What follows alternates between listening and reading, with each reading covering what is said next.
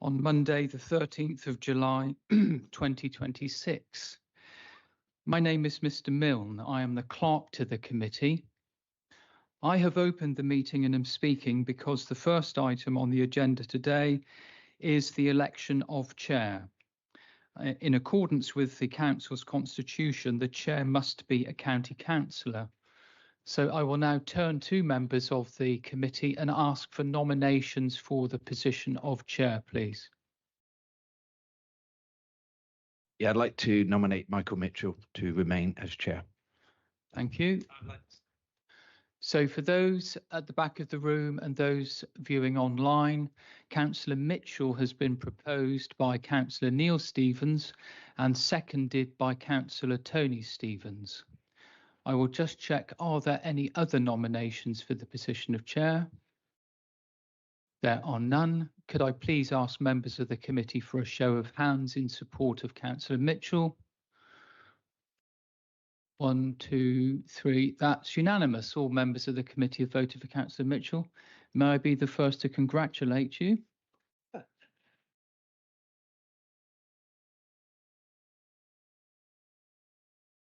Councillor Mitchell has been elected as chair of the committee, and I will now hand over to him for the remainder of the items on today's agenda, the next being election of vice chair. Thank you for that support, committee. I don't know whether it's a prize or a punishment, but I'll work it out as the year goes on. I now call for nominations for the post of vice chair. Councillor Reid. I'd like to nominate Councillor Ketchen. Councillor Ketchen. Is there a seconder? You can second yourself, you know. Yeah. No, sorry, I'm just pointing at it. Oh, my fault.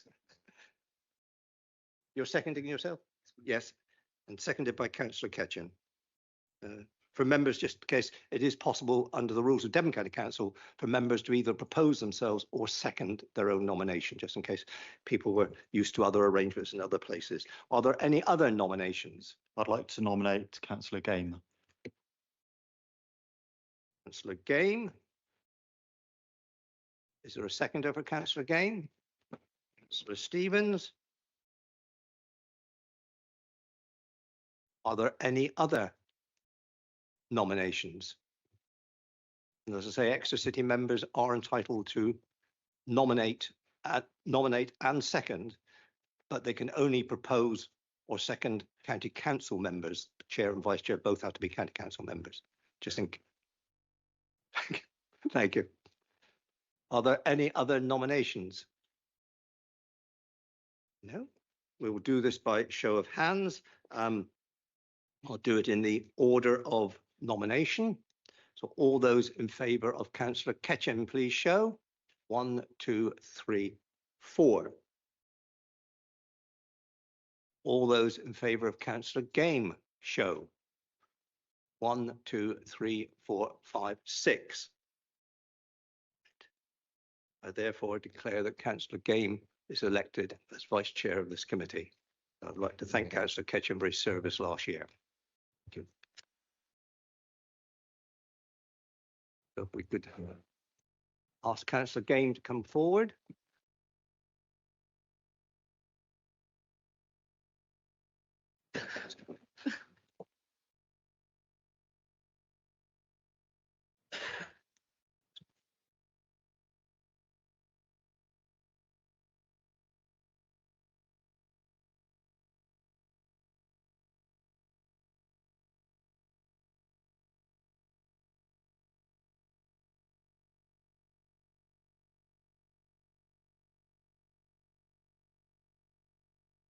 Thank you. I'll just now do the standard business arrangements for the meeting.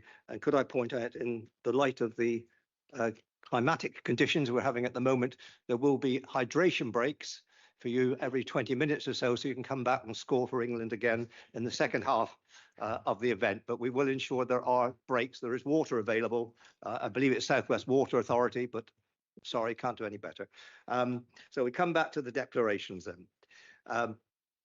And declarations of interest later. Can I request that we all turn off our mobile phones, please? It's very interesting to say, guess that tune halfway through a meeting. This meeting is live streamed, so be aware of that. And what you say is you're accountable for. All speakers, when speaking, are ensured to speak into the microphone. They're quite directional, these microphones, and members will be aware you have to press the button, and when the red light's on, the speaker is the microphone is active. I have to assume that all members have read all 200+ pages today, and I will test them later just to double check they have read them all as we go through. Cabinet officers are asked to keep their introductions brief and only raise key points, and there will be a presentation in relation to items on the agenda. Presentations will be displayed on the screen so members of the public and people live streaming can actually see the officer presentation. Please ensure when you address people by their council titles and full names, not as much as we all get on with each other extremely well, it is useful to use full council names, not just Christian names. And please be reminded that the microphones are fairly active, so be careful with your leaving it live at a time when you might wish others not to hear what you're saying. The fire drill practice has already taken place. The bell is gone, so if there is a fire drill, you'll be shown the exits to leave the room and go to the appropriate place to muster. So we now move on to item 3, apologies for absence. Yes, Chair, we've received apologies from Councillor Richardson and Councillor Wettenhall. All the other members of the committee are in attendance. Thank you. We now come on to declarations of interest. I'll hand over on this point to the monitoring officer because we are a committee made up of Devon County councillors and Exeter City councillors. 2 different codes of conduct and declarations come into force because the Exeter City councillors are governed by their own regulations. We as Devon County councillors are governed by our regulations. So I'll hand over to the monitoring officer. Thank you, Chair. Members should consider whether they have any disclosable pecuniary interests, other registered interests or non-registrable interests in relation to any item on today's agenda, and declare that those interests at the start of the meeting or as soon as they become apparent. For HATOC meetings in particular, members frequently live within communities affected by highway proposals, traffic regulation orders, parking schemes, speed limits and road safety measures. The fact that a member lives in the affected area, has received correspondence from residents or has expressed a view on a highway matter does not automatically prevent participation. Indeed, members are elected to represent the interests of their communities. However, members should consider whether they have an interest that goes beyond that of the general public. For example, where the proposal directly affects property owned by the member or a close family member, the member stands to gain or lose financially from the decision, the member holds a position with an organisation directly affected by the proposal, or the member has become so committed to a particular outcome that they can no longer approach the matter with a fair and open mind. Members should distinguish between predisposition and predetermination. It's entirely legitimate for a member to have listened to residents, attended meetings, signed petitions, or previously expressed concerns about a proposal. The key question is whether the member remains willing to listen to the debate, consider the officer report and representations made at the meeting, and reach their decision after considering all relevant information. If a member is unsure whether they should participate in an item, I would encourage them to seek advice before the item is considered. Transparency is always the best approach, and where there is doubt, members should declare the interest and take advice. Many HATOC matters arise following local campaigns. A member will not normally be prevented from taking part simply because they have supported residents' concerns, requested an item to be considered, or expressed a preliminary view. Participation only becomes problematic where a fair-minded observer would conclude that the member has effectively closed their mind to the merits of the proposal and will not consider the evidence presented at the meeting. Chair, with that advice, I invite members to now declare any interest they may have in the business to be considered today. Thank you. Has any member any interest to declare any membership of any organisation or group that might be impacted or part of any business we're dealing with today? That doesn't preclude them from taking part. It's just so the public are aware of any interest. Noted that no one has declared an interest. Thank you.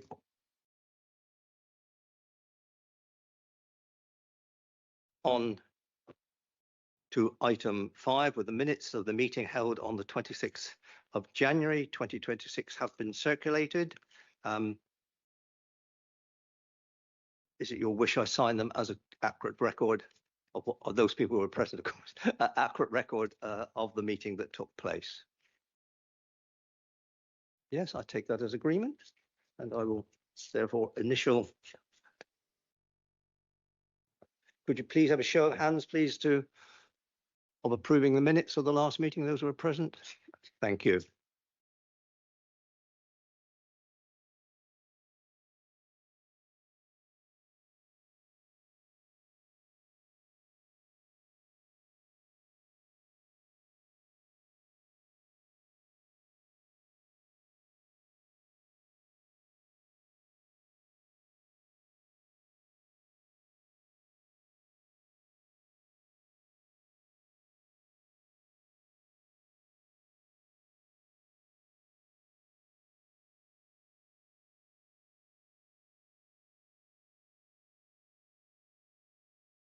Is items requiring urgent attention. None have been drawn to my attention. In regard to chair's announcements, item 7, there are no chair's announcements. We now move on to standing items on the agenda. Item 8, this is where members of the public or groups put forward petitions, etc., in regard to parking reviews. As far as I'm aware, and I'll check with the clerk, we have received no notice of petition. Correct, so that item is down. We now move on to matters of decision, which is update on Dryden Road consultation, pages 1 to 328 for members to consider. We have a number of, is this where the people come in? We have a number of members of the community who wish to speak on this matter. These are normally limited to 10 and half an hour, but because all the members of the public and interest groups were within the deadline laid down by Devon County Council, I have agreed that they all may speak, because I think it's not improper to say that you were in time, but you're outside the numbers. So that's why we've got more people speaking than normally. But I will be strict on the 3-minute limit as far as timing is concerned. And on this occasion, we will be putting a timer on the screen, because I think sometimes there's nothing worse than a chair of a meeting interrupting somebody in mid-flow and saying, well, you've got 20 seconds left, and they completely destroy their flow. So I would point out that the timer will be on the screen, the 3 minutes will be there, and I will just say your 3 minutes is up, and we'll just stop at that point. So I hope members are aware of that. And that applies to lay people, councillors, cabinet members, etc. Everybody is on 3 minutes. We would like to point out that the discussion of this item is following a public consultation on Dryden Road and recommendations from the officers. So we are assuming that members of the public are either speaking to matters relating to the consultation or matters relating to the recommendation. I do not wish to see members of the public or others straying into areas of commentary about individuals or groups or actions taken or not taken. Please, we are here to discuss moving this item forward based on a public consultation and an officer's report and recommendation. So would you please keep your comments within that framework, and we hopefully can make progress today. The speakers are in the order in which they invited themselves to the meeting. So first of all, I call upon Ian Frankham for his 3 minutes, please. Thank you, Chair. The first speech I prepared for today was very different from the one I'm delivering. It was prepared before the report was released. It was full of thanks to the chair, the committee and officers for finally giving the community the consultation it had been asked for years. But after reading the report and its recommendations, how could I have possibly given that speech? Yes, you gave the community a consultation and then you ignored it. They told you overwhelmingly which option they wanted, and you shrugged your shoulders and chose something entirely different. That creates the impression that consultation is carried out simply to satisfy a procedural requirement rather than genuinely influence the final decision. Public consultation only has value if people can see that their views have been carefully considered and that the final recommendations is clearly linked to the evidence gathered. Today, that link is missing. The dismissive nature of these recommendations and the patronising tone of parts of the report display a disregard for local residents, hospital staff and visitors. It is wholly disrespectful. The disconnect between public servants and the people that they are supposed to serve is deeply concerning. It is no place in a healthy democracy. We constantly hear politicians, both nationally and locally, tell us they have to make difficult decisions. Option 5 is not a difficult decision. It is a compromise, a fudge, a way of avoiding the decision altogether. You told us you would review the evidence. You told us you would listen to the consultation. You authorised the spending of tens of thousands of pounds of public money to undertake the consultation. We all know this is not a referendum, but if you are not prepared to follow the evidence, why ask the public in the first place? Respect the public purse before committing hundreds of thousands of pounds to a proposal that satisfies no one. And then comes the ultimate insult: the petitions, the speeches, the debates, the previous decisions, the countless hours spent gathering evidence and conducting surveys, the personal sacrifices made by so many people over many years.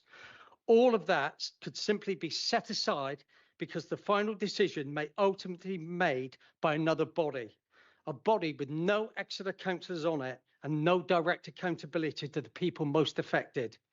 Councillors, that is not making a brave or difficult decision. That is walking away from your responsibility. That is asking someone else to make the decision for you. And then we ask why public confidence in politics is at an all-time low. We ask why trust in our council is so badly damaged. People lose faith when they are asked for their views only to see them ignored. So as we approached our 5th Prime Minister since Dryden Road was closed, I ask you this: however long this meeting takes today, act. Do not leave this room until you have made a decision. Today is a day to prove that consultation means more than simply asking the question. It means being prepared to listen to the answer. Thank you, Ian. Almost there, 3 minutes 6. Thank you. The clerk, please.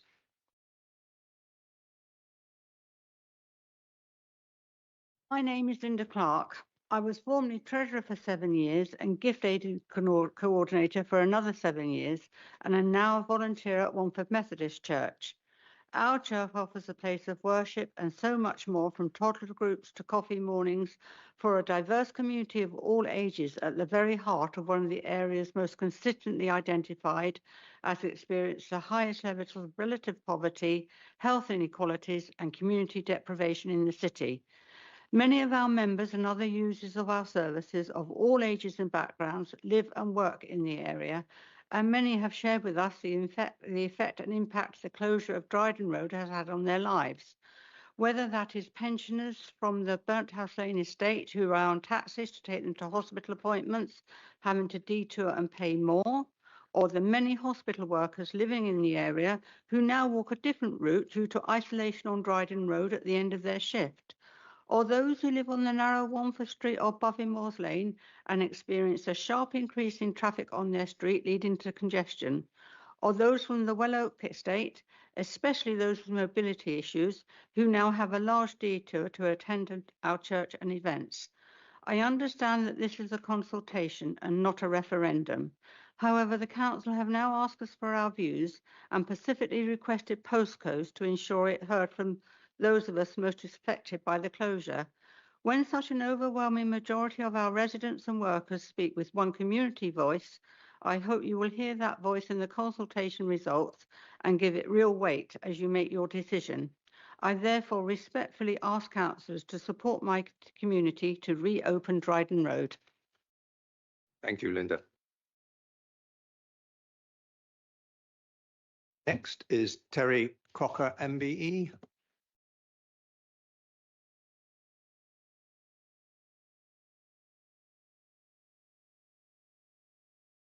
Chair, councillors, for almost 4 years I've been campaigning to get Dryden Road reopened for vehicular through traffic.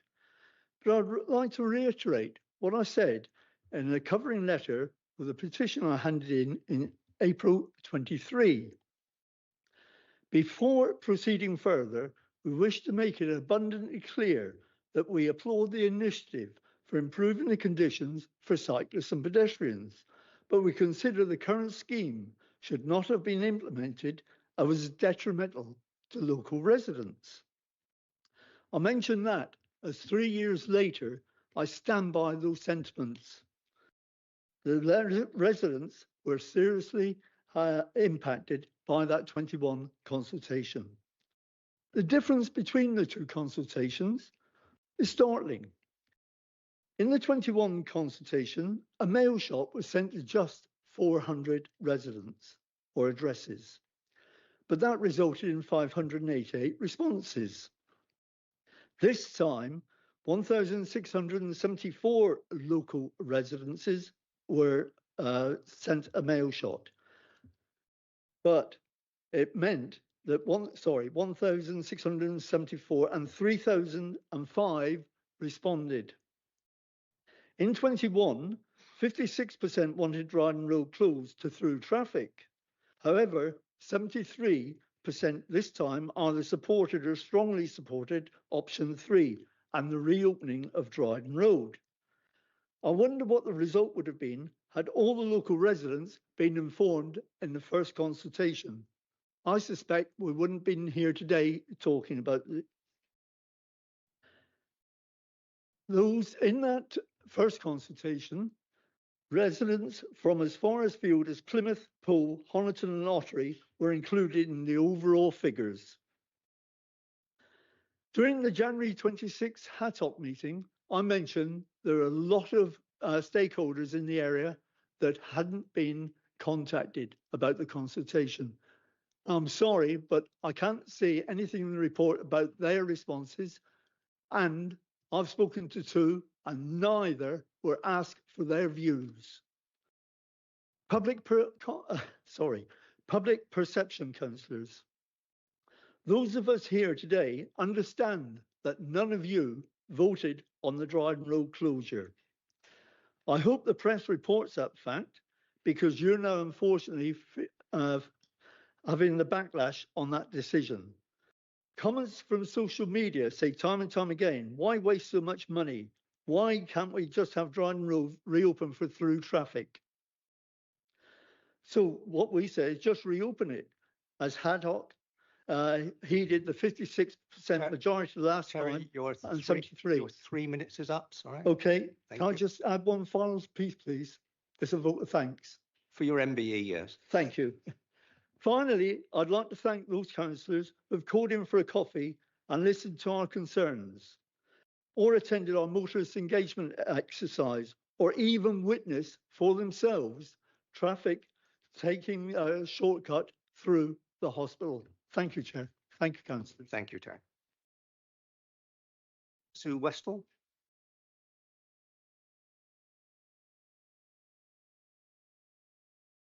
I would like to read a speech prepared by Graham Brown, the manager of Apple Taxis in Exeter. Graham had hoped to attend the meeting in person and was disappointed that a prior engagement meant he was unable to. Instead, he has asked me to read it on his behalf, and here is what he says. Chair and members of the committee, I represent Apple Taxis, one of Exeter's largest transport providers, with more than 320 vehicles operating across the city and surrounding areas. Every day, our drivers transport thousands of passengers, including hospital patients, elderly residents, disabled passengers, school children, workers, and people travelling alone late at night. This gives us a unique perspective on how transport decisions affect the people who rely on them. Let me start by saying we support the reopening of Dryden Road for all. This position is not based on convenience for drivers. It is based on the impact we see on passengers and the wider community every single day. Since the Dryden Road closure, our customers have experienced longer and less direct routes, particularly when travelling between residential areas and our hospitals. As a result, we receive complaints on a daily basis regarding both journey routes and fares, as passengers understandably question why they are being taken on longer routes than they previously experienced. However, our greatest concern is not congestion or journey times. It is accessibility and safety. Many of our passengers are elderly or have mobility difficulties. They rely on taxis because walking longer distances is simply not an option. Others are travelling to hospital appointments or visiting relatives. For these passengers, direct access matters. We are also proud participants in the SWAN initiative, the safety of women at night. Through this work, we recognise the important role licensed taxis play in helping people travel safely, particularly women travelling alone during the evening and nighttime economy. We have seen an increase in situations where passengers are unable to be collected from the location they expect. For many people, this may be an inconvenience. For a lone traveller at night, an elderly resident, or a vulnerable passenger, it can become a genuine safety concern. Transport planning should consider not only those who cycle, walk or drive, but also those who depend on accessible door-to-door transport. With over 320 vehicles operating across Exeter, we witness these challenges daily. We hear directly from the people affected. We see the delays, the confusion, the additional costs, and the impact on those who rely on us most. We believe Dryden Road can and should serve all servers. Supporting active travel and maintaining a connected road network should not be mutually exclusive goals.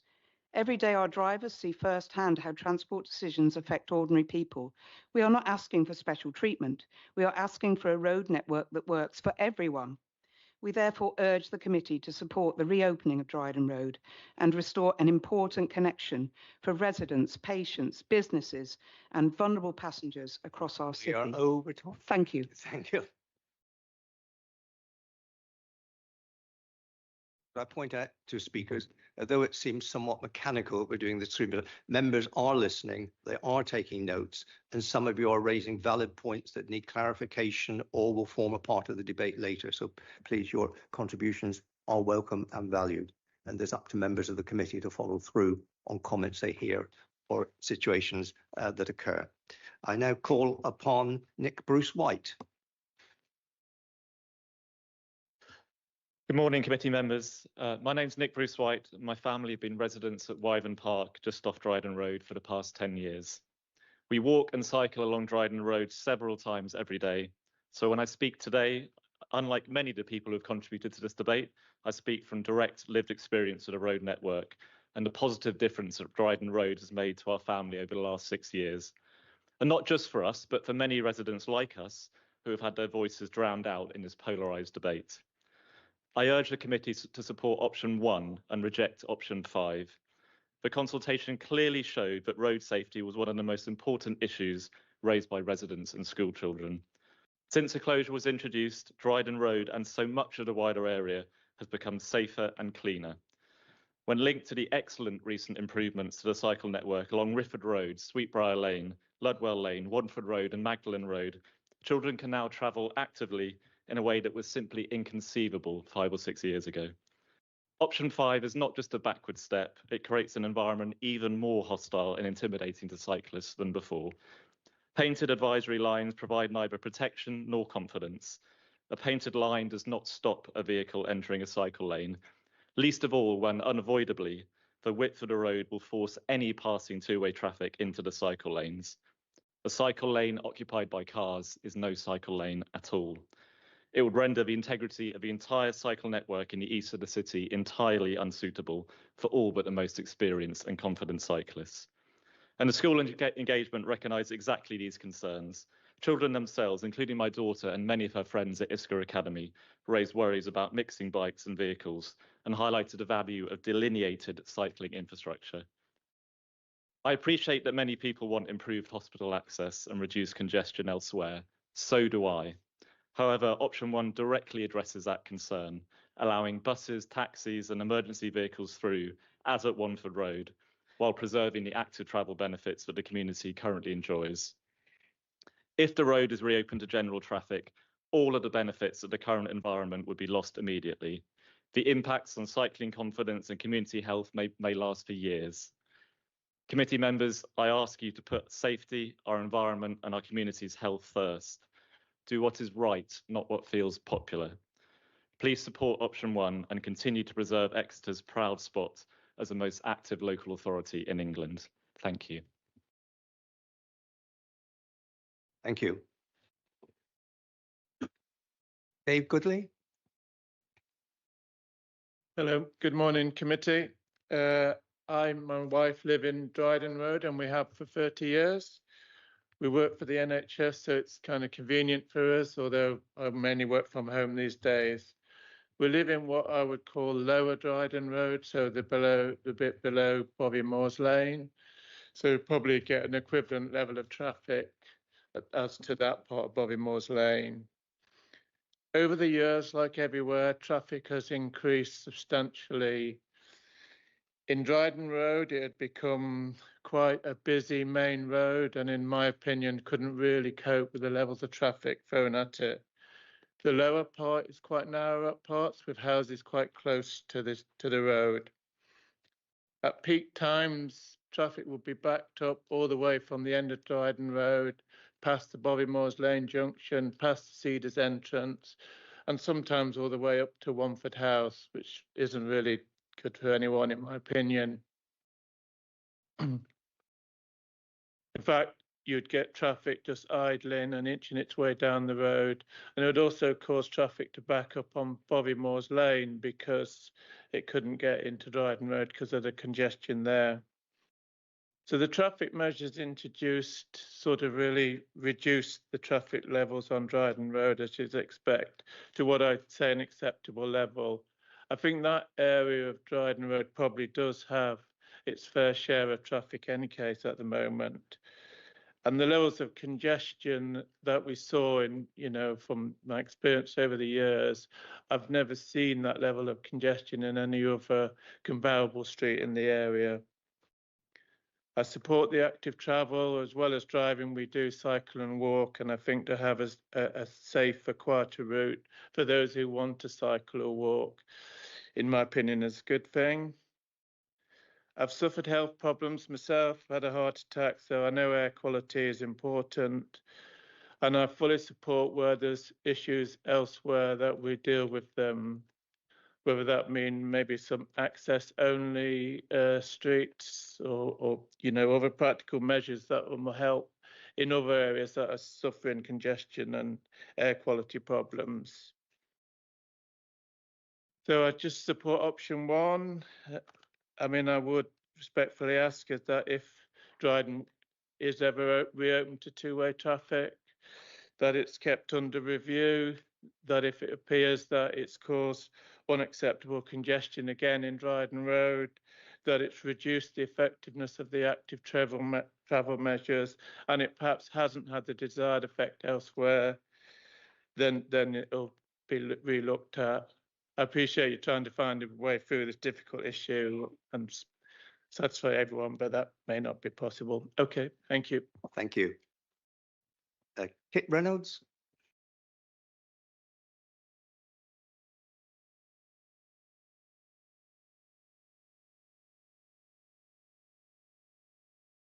Yes, so I'm Kit Reynolds. I live in Countess Weir, and thank you, committee and chair, for the opportunity to speak. So I'm just speaking as somebody who commutes regularly through Dryden Road. I didn't know what it was like before it was shut to two-way traffic, but now I really benefit greatly from the fact that it's a calm, safe route. I see many cyclists, pedestrians on the route, and I'm able to go all the way up through Wamford Road, which does have a bus gate, right through up into the city centre where I work. So I support option 1, the bus gate option. It's good. It keeps me physically fit, mentally fit. I have daughters as well. They don't take that route, but through going to college and things, they've come around to the idea of cycling into the city. And I think although it may seem a backward step for those in cars and those who need access through taxis and things. I think if we're to achieve the aims of tackling the climate emergency and encouraging our younger generation to take active, healthy routes through the city, we've got to make that safe for them. And that may mean a hard decision in terms of Dryden Road. I recognise the council officers have worked very hard to work up option 5.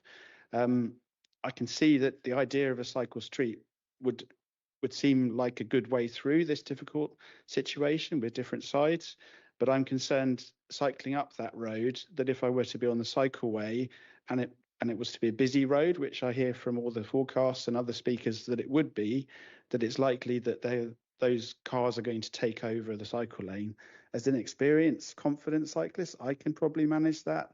But if we're to encourage different generations, those on electric bikes, or cargo bikes, children being taken to school, then I see them as taking having second thoughts about taking that leap and going to the idea of active travel and cycling. So yeah, thank you very much and for the opportunity to speak. Thank you.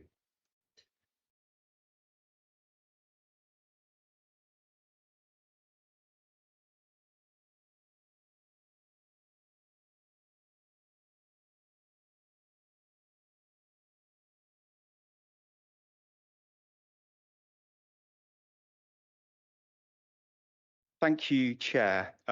You'll know I'm speaking as Chair of the Exeter Cycling Campaign. Last July, you were presented with a petition on Dryden Road a year ago. It raised various concerns and you were asked to look at the evidence. You've had that evidence and it does show that Dryden Road has been a success. They're your findings, not ours. Safety.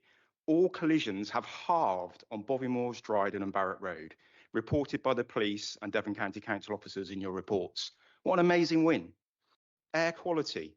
Councillor Bailick, Councillor Pole, your air quality action plan names Dryden specifically as part of the reason that Exeter has met legal air quality standards at East Wanford Hill for the first time. What a brilliant win for Exeter's health. Cycling, your figures show a 25% increase at a time when Exeter lost its bike hire business and cycling nationally continues to decline. Again, brilliant. Congestion, with the exception of Bovymoors, there are fewer cars now going through Wanford. No evidence of congestion on nearby roads, and all junctions are operating below capacity, all confirmed by your officers. Councillor Gain, Barrett Road flows much better because of the Dryden filter. A big win for drivers and buses to the hospital. Safer, cleaner, less congestion, more bikes, delivering for your transport strategies for the city that you've consulted on, debated and voted for. But there do remain issues on Bovymoors Lane and there are choices in front of you. I would expect you to discuss at least 3 options today. Those options, option A, you might think about just ripping it out. Your officers have already told you in October that this will lead to a critical safety failure and you haven't consulted on it. You might go for option 3, and you've heard that from others, the painted lines. The public and yourselves have never been told how much this will cost, but informed estimates are somewhere close to £1 million for unsafe white lines. And the new option 5, well, we're really glad that officers have listened to safety and cost concerns on option 3, but we're not really sure this is ready, and it does seem to have been worked up in a hurry. We think there is more work to do. For instance, there hasn't even been an initial safety assessment, and there's been no engagement with people who live on this road. Just ripping out on option 3 will definitely break links to the E9 cycle route that you've already spent millions of pounds of public money on. The reality actually is that everyone's joined up here. There are too many cars trying to go down the streets of Wanford. Mr. Crocker doesn't want them on Bovymoors. Mr. Goody doesn't want them on Dryden. And you'll understand that we don't want them on a strategic cycle route. The options to just rip it out or options 3 will just move traffic from one person's doorstep to another. You could deliver the pedestrian crossings that people have asked for, and you could consider asking officers to do a fuller job of designing and assessing a better option 5. All we've ever asked for is to keep it cycle safe on Dryden Road. Thank you. Tim?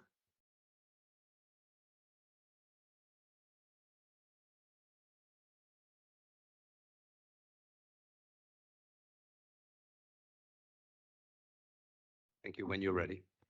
Hi, good morning. My name is Kim Gunasekera, and I've lived in Exeter for over 18 years now. I've taken a day's holiday today from work, as this is something that I feel so passionately about. In the city, I travel by foot, by bike, by bus, by train, and by car. During the time that I've lived here, I've seen car volumes increase, apart from during COVID times.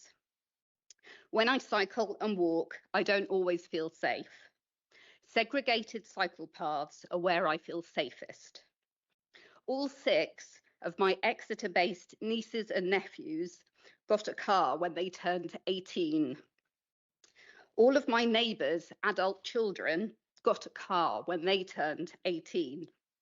However, 25% of households in Exeter can't afford or choose not to have a car. What kind of city do we want?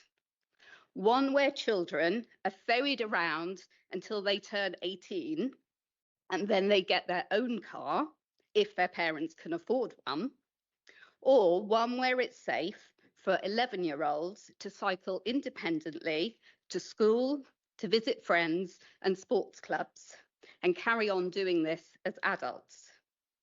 I want this city to be safe for my grandchildren and myself to cycle around. Painted lanes on roads and coloured tarmac don't make me feel safe or protect me from car drivers or van drivers. Russell Way, near Tesco's at Digby, has been proposed as an idea for a cycle street. And I know that location, and it's dominated by fast car drivers. And those that do cycle on the pavement. Young people have been massively underrepresented in this consultation. However, I did note on page 188, the ISCA kids say keep Dryden Road as it is. I suggest we leave Dryden Road open for walkers and those travelling by bike, and concentrate on making the surrounding areas safer for pedestrians. If we reopen Dryden Road to cars and vans, some in our community will be looking at the next bit of active travel infrastructure to lobby to get removed. Many thanks. We now have a representative of Exeter Wheelers, I believe. If you could give your name, that would be helpful. Yes, my name's Craig Lawson, speaking on behalf of Exeter Wheelers, a cycling club, 200 members, over 100 years old, represent active travel opportunities for all ages. I wish to start by passing on a comment from a local supporter of safe active travel within the city. She immediately messaged the club upon the initial statement on concerns of the quality of the consultation and the unmitigated risks that were laid bare.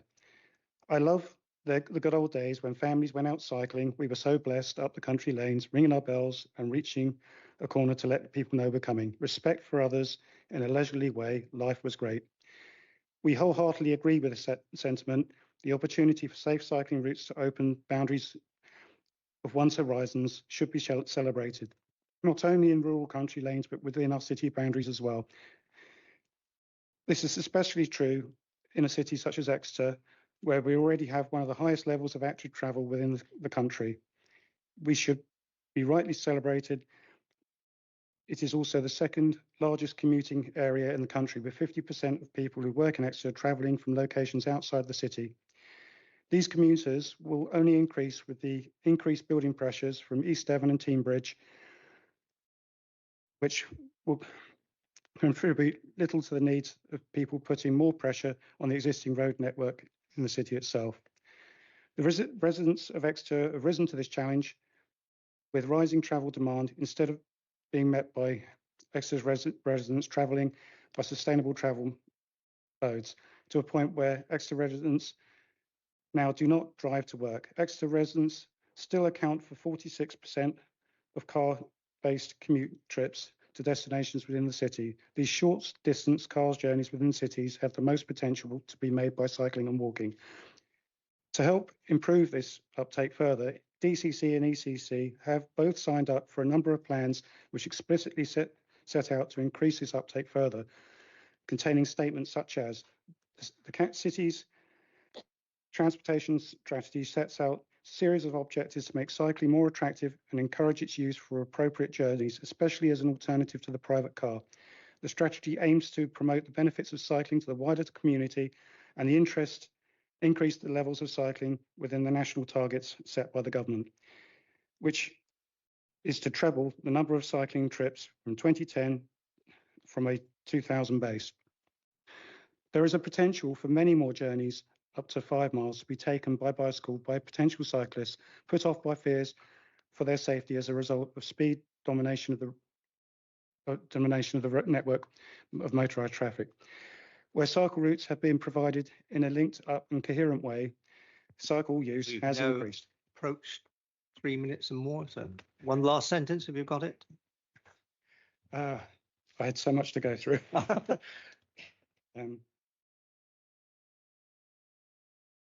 Nope, we'll leave it. We now have a statement from Paul Kerr, who couldn't be here, which will be read by the committee clerk. We then move into former councillors and councillors speaking, which are 5 at 15 minutes. I would then intend to take the officers' report, so that you've had the questions from the public and their views, you've had the officers' report. We will then have a hydration break at that point, so that you can have a break, and if members of the public wish to discuss matters with members, they can, but that's entirely up to them. And then when we come back, members of the committee are in a position to ask for points of clarification. I'll explain what we mean by that in regard to the officers' report, before we move into the next stage, which will be the debate upon a recommendation. So I now call upon the committee clerk to read the statement from Paul Kerr. My name is Paul. I am one of the doctors at the hospital and I regularly walk and cycle to work. I am on call today, so cannot attend in person. I'm writing to tell you about colleagues who have had near misses, been abused, been injured and even killed while walking or cycling to work at the Royal Devon University hospitals. Because of the prevalence of online abuse on subjects such as this, I have used first names only, but I can supply full names if required. Tom, one of our consultant microbiologists, was knocked off his bike in one of the gaps between LTNs. He suffered a traumatic brain injury and had 4 months off work. Dave, one of my consultant colleagues, has had frequent near misses. On Barrack Road, he had to jump onto the curb to avoid being crushed by a bus, after which the bus driver shouted abuse at him. Emily, one of our consultant dermatologists, has had 2 near collisions when cycling between the hospital sites. Claire, a much-loved clinical nurse specialist, was run over while walking to work. She had months off work, can no longer run, and is likely to need a knee replacement. One of our nurses was killed by a drug driver going through a red light. I know of 2 children killed on Exeter's roads during the time I have worked here. The Royal Devon is one of Exeter's main employers with around 16,000 staff members. If all of us drove to work, that would equate to a queue of traffic nearly 50 miles long. It is critical that staff can reach the hospital sites without all having to drive, both for congestion and for the functioning of the hospital itself. Recruiting medical staff to Exeter is already extremely difficult. When staff are killed or injured, they are often irreplaceable, with direct consequences for the patients they serve. The evidence is clear that painted lines alone offer no meaningful protection to cyclists, and in some studies have been shown to increase the risk to cyclists. Those already in place on Barrack Road are routinely ignored by drivers. I recognise that changes which restrict or inconvenience drivers will always meet opposition. But if every attempt to make walking or cycling safer is abandoned in the face of that opposition, we are choosing a future of worsening congestion, poorer air quality and more people harmed on our roads. Exeter has been in daily gridlock continuously in the 16 years I have worked here.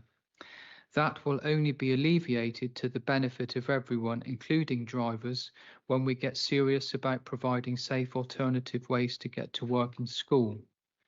On behalf of all of us who have been affected by the state of the roads in and around the hospital, I ask the committee to support safe, joined-up active travel infrastructure. Dryden Road should be just the beginning of a major redesign of traffic prioritisation on the roads around the hospital. Yours sincerely, Paul Kerr, Lead Consultant.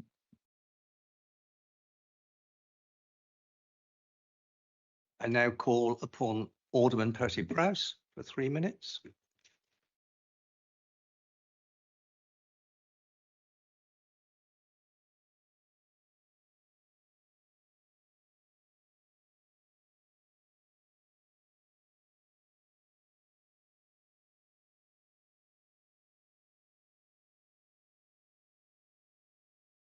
Congratulations, Chairman. Percy Prowse. I was committee member since 2007 on this committee and I retired last year. So what am I going to tell you? Well, let's stick to some relevant points for the report. A reminder, much of the road layout in this city was the responsibility of the Romans, and then the Victorians and the Edwardians came along and made it even narrow. But if you go to the closed section of Dryden Road, you have to say to yourself, God, given the location, this is a very wide road. It has 2 exceptionally wide pavements, and the uphill part of the cycle path is still there. How do I know? I'm a cyclist. And when it was closed, courtesy of the COVID regulations, which have since been revoked, no one had a consultation. Yes, it all became very quiet. Where did the traffic go? Bovymoors. And it makes me think we didn't do enough assessment. Right, what does the report tell us? This report was written by officers and their partner agents, WSP. It tells us, most importantly, 73% of the people who wrote in said they want the road reopened and the cycle paths.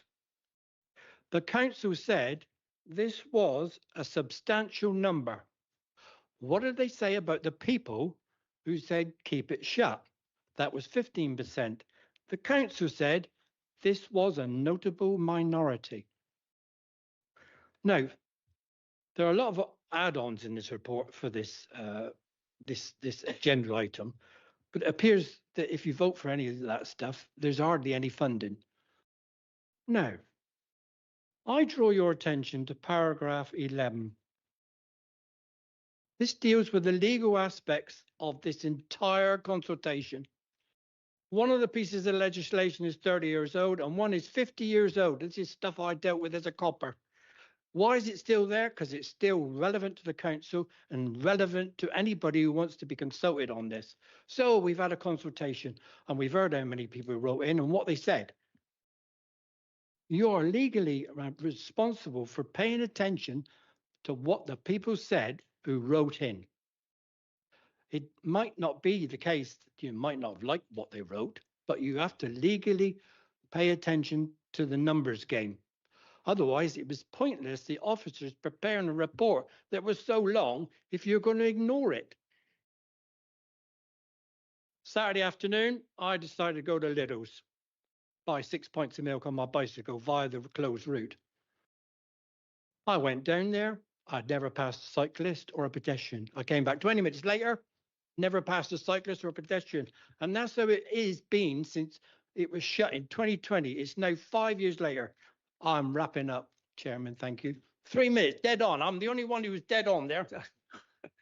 Cheers. Thank you. Thank you, Percy. That does make a change.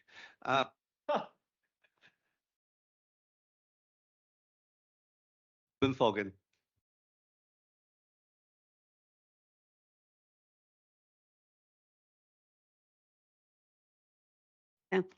My community, friends, and many of my family have spoken, and in their thousands. So no councillors, it's time for you to listen. And more importantly, act, and swiftly. The consultation has told me little I hadn't already knew. My neighbours, former work colleagues, and those that live and work in the area have been saying for years. What they are saying now is, why the need to spend yet more money on this road when in fact the road worked well before the closure? Use the money on potholes and pavements instead. Remember, they have been living with the consequences of this unjust closure over 5 long years. We sincerely hope this consultation leads to the end of this barmy closure, and actions your councillors take today can bring the saga to an end and let my community move on. It's been a long journey with many bumps, hurdles and setbacks along the way. We have had an original consultation which was divisive, limited and excluded hundreds of locals, including me, who would be affected by the closures.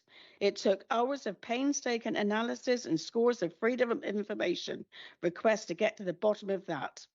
This report excluded St Luke's and St Peter's School, the very schools that Watford people actually attend. Yet Windstream First School was included. Incidentally, one of the Exeter City... Could you please not make that remark, please? I think you're going to make. It is the truth. I don't think it's pertinent to this debate. Well, I think it is, because I'm here representing the chair, people. Councillor Hogan, and if you continue, I will stop you speaking full stop. So please remove that remark you're going to make. We have faced denials, delays, even after securing a second, more inclusive and open consultation. It has not been plain sailing. We have had a start and then a pause, a resumption, an exclusion, and even through headline figures would have been known. A cancelled HATOC meeting in April. We have inputs from the council leaders speaking at previous HATOC meetings on the subject, something never heard of in Devon's HATOC history. Another cabinet member, portfolio holder and leader of the Green Party, during the consultation period gave selective advice to those known to oppose the reopening, sharing how they could do multiple entries from the same single email. Councillor Foggin, those are matters to be dealt with. But it is disrespecting ordinary people that didn't know that. Councillor Foggin, those are matters that can be dealt with, if correct, in another chamber and another way. We just said we wanted to avoid accusations against individuals and groups. I know what you're stating. I know it, etc. And I believe those matters have already been raised within the system. Thank you. Only I have been approached by many people. Right, I shall miss out on the next one then, because I'll also be shouted down on that one, but I will explain to the people.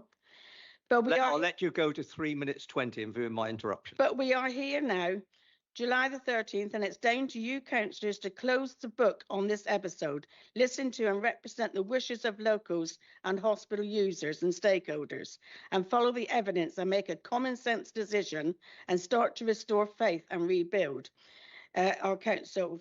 So rebuild the council with all of our city's people. And I'd like to remind you, when this council actually did the green travel plan, we had the green circle. Can I just say, I've allowed you to go over time. I've said we're moving forward. We're not concerned by the history. I know former Councillor Press took us back to Roman times, but I think, let's please try to move forward with it. And thank you for your contribution. Thank you. Councillor Nick Williams from Exeter City Council.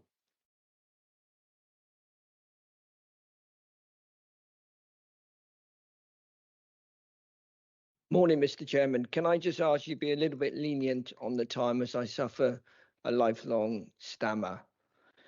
My name's Nick Williams and I am one of the Exeter City Councillors for the Priory Ward. The ward covers Burnt House Lane, most of Watford area and of course Dryden Road. I was elected in May this year, taking the seat of the incumbent Labour Party, who had been the governing party in the ward for the last 10 years and beyond. While highways is a Devon County Council function, the closure of Dryden Road and its effects on my constituents came up time and time again to me and my fellow councillors while I was on the doorstep campaigning. The frustration and the feeling they were not being listened to was paramount.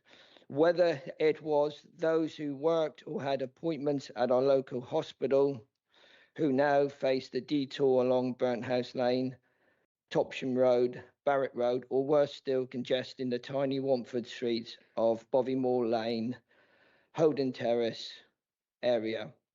I was told by local residents of buses and cars mounting the pavement on a regular basis on Bovymore Lane in order to pass each other, with some residents having their cars damaged in the process.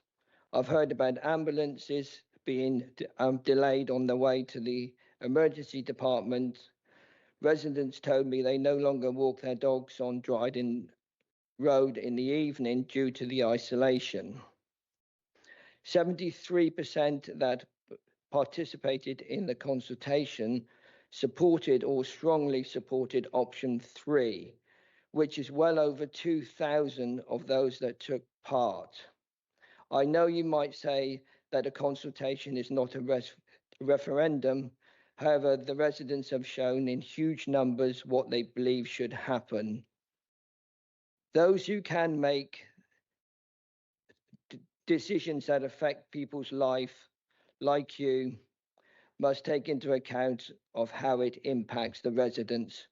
Surely that's why we all came into local politics. So please make the right decision today and show you've listened to my residents. Thank you. Thank you, Councillor Williams. Councillor Paul Richards, Exeter City Council.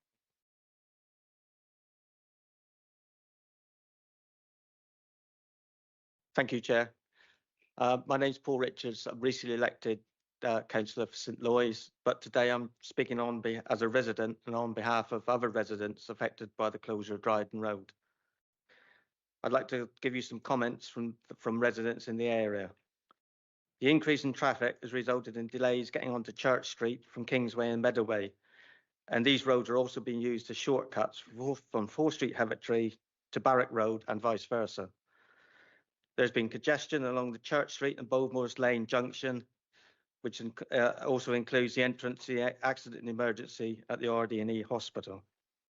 This has been compounded when a bus stops opposite the parking bays in Bovymores Lane, making it more unsafe for pedestrians and cyclists to cross the road.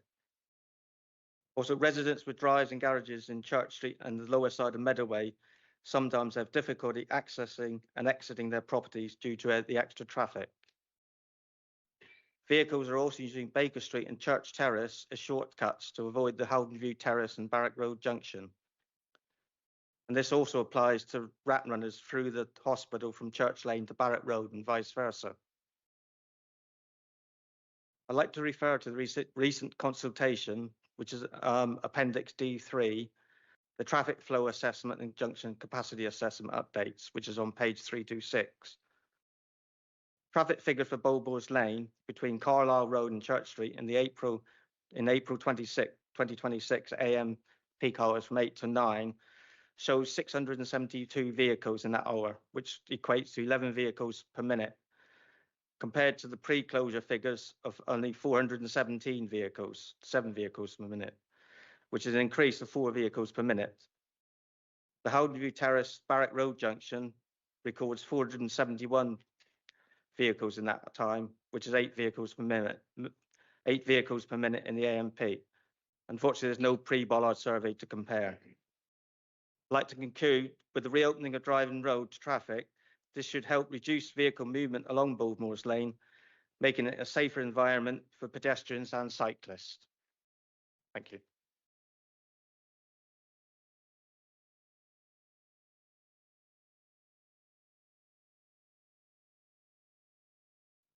Our last public, in inverted commas, speaker is Councillor Hodgson. Could I just clarify, Councillor, are you here as a cabinet member speaking in support of your officer's report, or are you here as an elected member giving your views to us? Because I think this needs to be clarified for the public and for the media.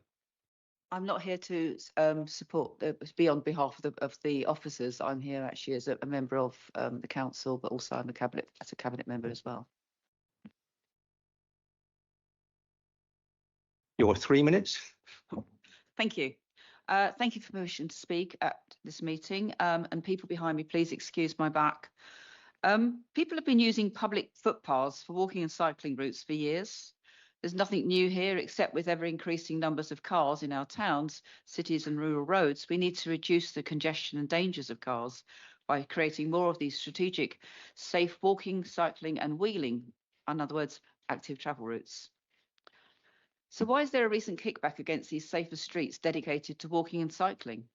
Sure, the displaced traffic has to go somewhere, but research by the Department for Transport has shown that while up to 41% of residents living within a low traffic neighbourhood believe that the traffic congestion on nearby roads has increased, a review of evidence suggests that actually the impacts of local travel neighbourhoods and similar to these routes like we're talking about today on boundary roads, they're actually minimal. Essentially, it's the difference we experience when going from a quiet road to a busy road. When all the roads are busy, we don't notice the difference between them. There are many studies that demonstrate the benefits that will come with reduced traffic and congestion, and part of anything else from giving people more choice of how they travel.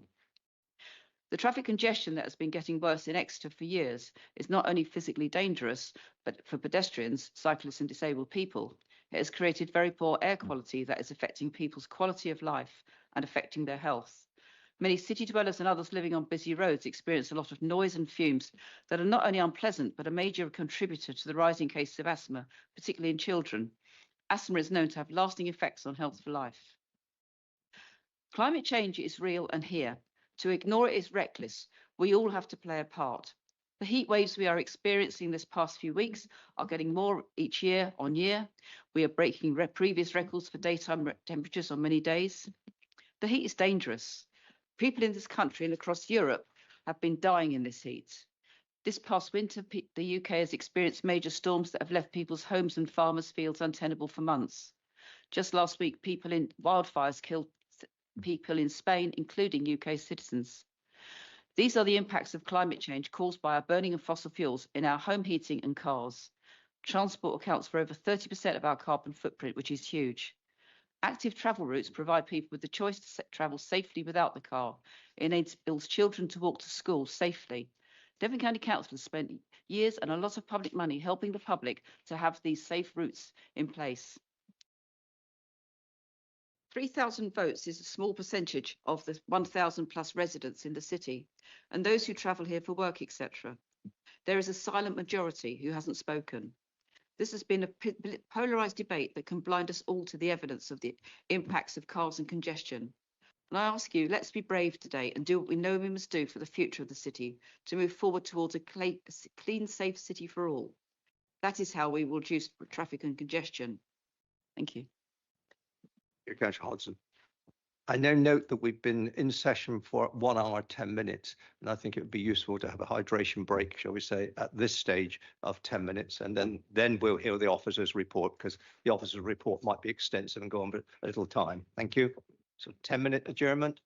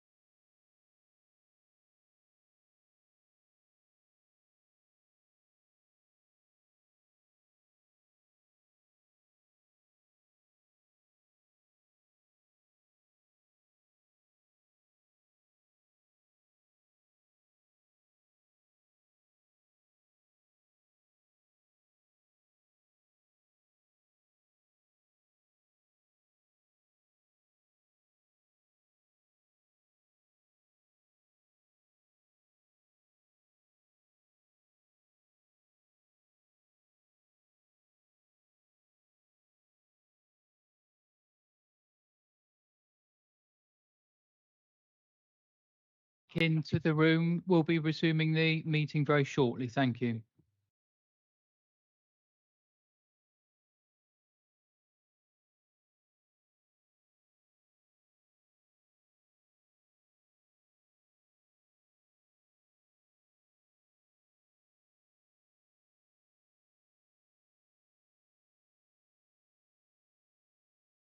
Are we all present? One. Evan, yes.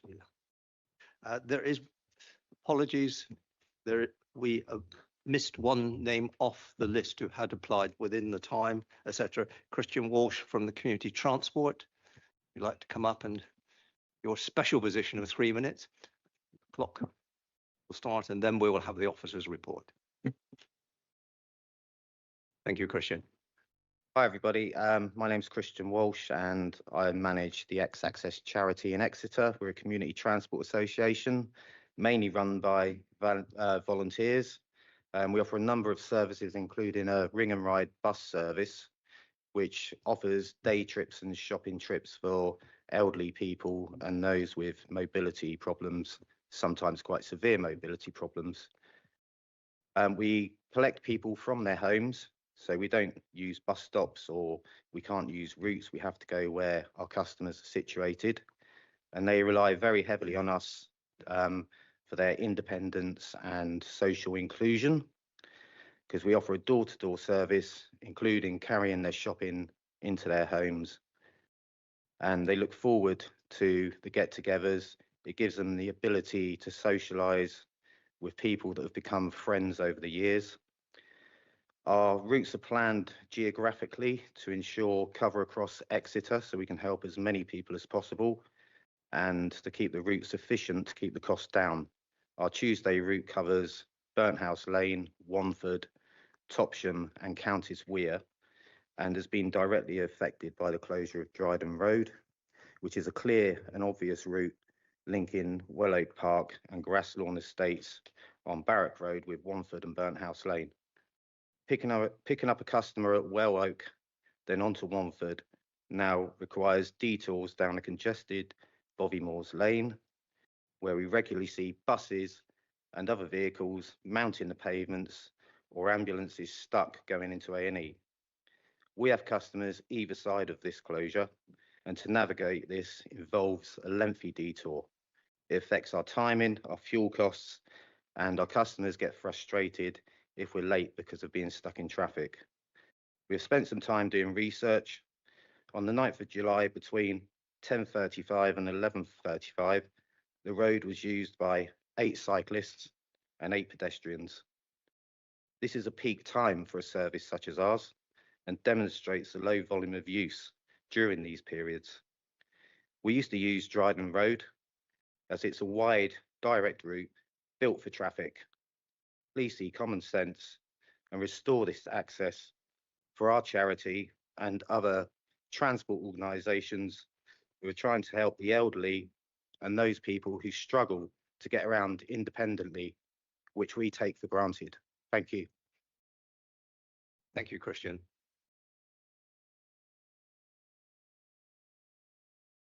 Officers to make their report.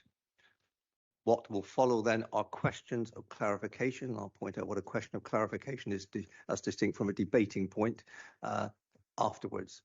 So we'll deal with the officers' report. Thank you. Thank you, Chair. Sharing. So as a reminder, Dryden Road forms part of the E9 strategic cycle route and is included in the Exeter Local Cycling and Walking Infrastructure Plan, LCWIP. E9 connects the city centre with several employment centres, such as the RD&E Hospital and Pines Hill. And this is why in October 2025, members requested options for a safe walking and cycling route to be consulted on. So in line with the HATOP resolution from January 2026, a public consultation was held on the options for solutions that would address local traffic concerns while still offering safe, attractive routes for people walking and cycling on Dryden Road and Bovymoors Lane and the surrounding area. 3 primary options were presented: a bus gate, one-way traffic, and two-way traffic with two-way cycle revision.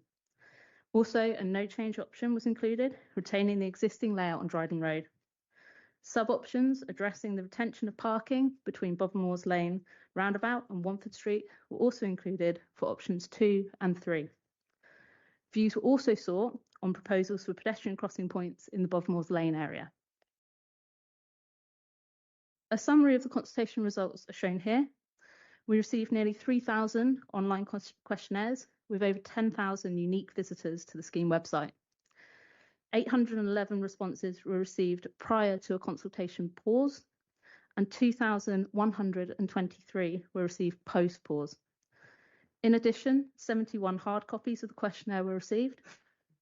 Public events were held with 110 attendees at Wanford Community and Learning Centre, and a further 27 at an event in the RD&E Hospital. We distributed over 1,600 postcards to addresses within 200 metres of the scheme extent, as well as promoting the consultation through press releases and social media. The report notes that the EX2 area of Exeter, which Dryden Road falls within, is well represented both pre and post consultation pause, reflecting good local engagement in the consultation. So focusing on the proposed options for Dryden Road, shown here are the levels of support and opposition for options 1 to 3. It can be seen here that option 3 has the highest level of support and the lowest opposition. Both option 1 and option 2 have high levels of opposition, and all three options have low levels of neutrality, highlighting the strength of feeling amongst respondents. For the sub-options, we do have mixed results. Option 2 has high neutrality regarding cycle lanes between Bovermoors Lane and Wanford Street, whilst option 3 is much more balanced between all the views. Respondents were asked which option they would most like to see implemented, and 67% chose option 3. Option 2 proved to be unpopular, with only 2% opting for this, whilst no change, and option 1 had 14% and 16% respectively. Respondents were also able to provide feedback through the questionnaire, and key themes have been analysed. This includes traffic and congestion impacts on Bovermoors Lane, support for reopening Dryden Road or returning to its previous arrangement, concerns about the safety for pedestrians and cyclists, hospital and emergency services access, and the value for money and necessity for undertaking these changes. In the consultation questionnaire, views were also sought on 4 different pedestrian crossing locations at Holden View Terrace, Church Street, Carlisle Road, and Bovermoors Lane, Dryden Road roundabout. The results demonstrate a mix of views, with the crossings generally supported with a degree of indifference and limited opposition. Church Street generally shows the highest level of support, although this is not significantly different to the other proposals. And again, respondents could provide feedback on the pedestrian crossing points. There was general support for improving crossing provision, whilst not having an overall preference for the location. However, it was expressed that crossings should align with pedestrian desire lines linking to the RD&E Hospital in this area.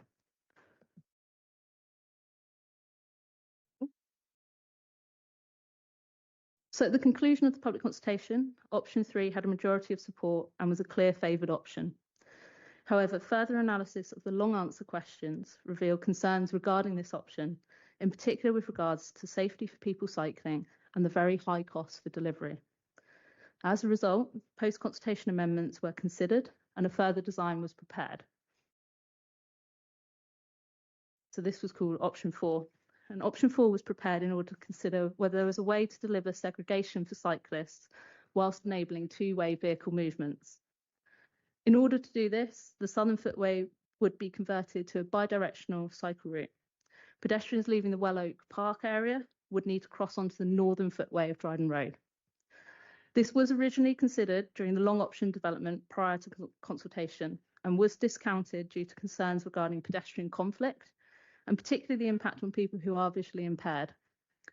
However, reflecting on the consultation feedback, we felt it was important to explore this further. Now, Active Travel England are key in delivering our active travel schemes, any schemes using government funds that include some element of active travel must go through various design reviews with Active Travel England. We presented all 4 of the options to their inspectors following the close of public consultation to seek their early views. Unfortunately, they were not supportive of option 4, again highlighting concerns regarding pedestrians utilising the cycle route and increasing possible conflicts. So this option was therefore not considered further. But during the discussion with Active Travel England, an alternative option was suggested to us. This built on option 3, but refocusing the design to be a cycle street. Cycle streets are mixed traffic roads designed so that cyclist priority along the route is clear and dominates visually, while still enabling two-way motorised vehicles. There are cycle lanes on both sides of the road, with a narrow central carriageway for two-way motor vehicles. Drivers can enter the cycle lane when necessary, for instance, to pass an oncoming vehicle, but must yield to cyclists. For the design on Dryden Road, the scheme follows the same principles as option 3. However, the existing curb alignments and carriageway widths along Dryden Road would be retained, and an increased number of pedestrian crossings and placemaking traffic calming features would support a low-speed environment. In turn, this would provide some demand management of vehicle traffic using this. So by proposing a cycle street, we're building on the clear preference expressed through the public consultation to reintroduce two-way traffic on Dryden Road. However, we're also listening to the concerns raised regarding safety and changing the environment to address this, as recommended by Active Travel England. The cost is also lower due to retaining curbs where they are, reducing the cost from likely over £1 million for option 3 to approximately 500 to 650,000. So arising from the consultation, it was also noted that there's further desire line crossing between Holden View Terrace and Church Street, which is shown here, which would connect a popular walking link with a natural entrance to the hospital grounds. So with regards to next steps, subject to committee today, for the recommended preferred option, design would continue. The expected cost of the scheme, as I said, whilst cheaper than option 3, remains over £500,000 and therefore is above this committee's approval threshold and would need to be approved at the Devon and Torbay Combined County Authority. Should design show that the cost is lower than £500,000, the scheme would return to this HATOC, in line with approximately when we would hope to be taking it to the CCA. We would be aiming to take this scheme for approval to construct to the CCA in September this year. And this is also when the meeting for the CCA is to approve the Transport Capital Programme, which would allocate funds for the delivery of the Dryden Road scheme. So we'd look to take those in tandem. With the budget allocated and the scheme approval secured, the necessary traffic orders and road humps can be advertised during the autumn. This will require statutory consultation and the outcome would be presented to a future HATOC meeting. So this would be expected to be at January 2027 HATOC, with design being finalised and procurement commencing following this. So finally, shown here is the recommendation of the officer's report. There is one minor amendment which is shown in red, which clarifies that we are seeking to approve the advertisement of the traffic orders and road humps. Thank you, Chair.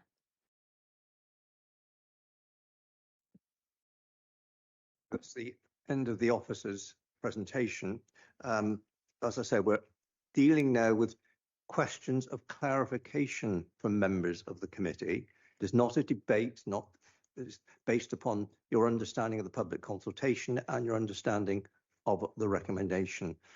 Rather than a show of hands and trying to bat it away, I'm going to simply go around the committee, offer each member 2 questions to start with. If are up to 2 questions, they don't have to have 2 questions, they don't have any at all.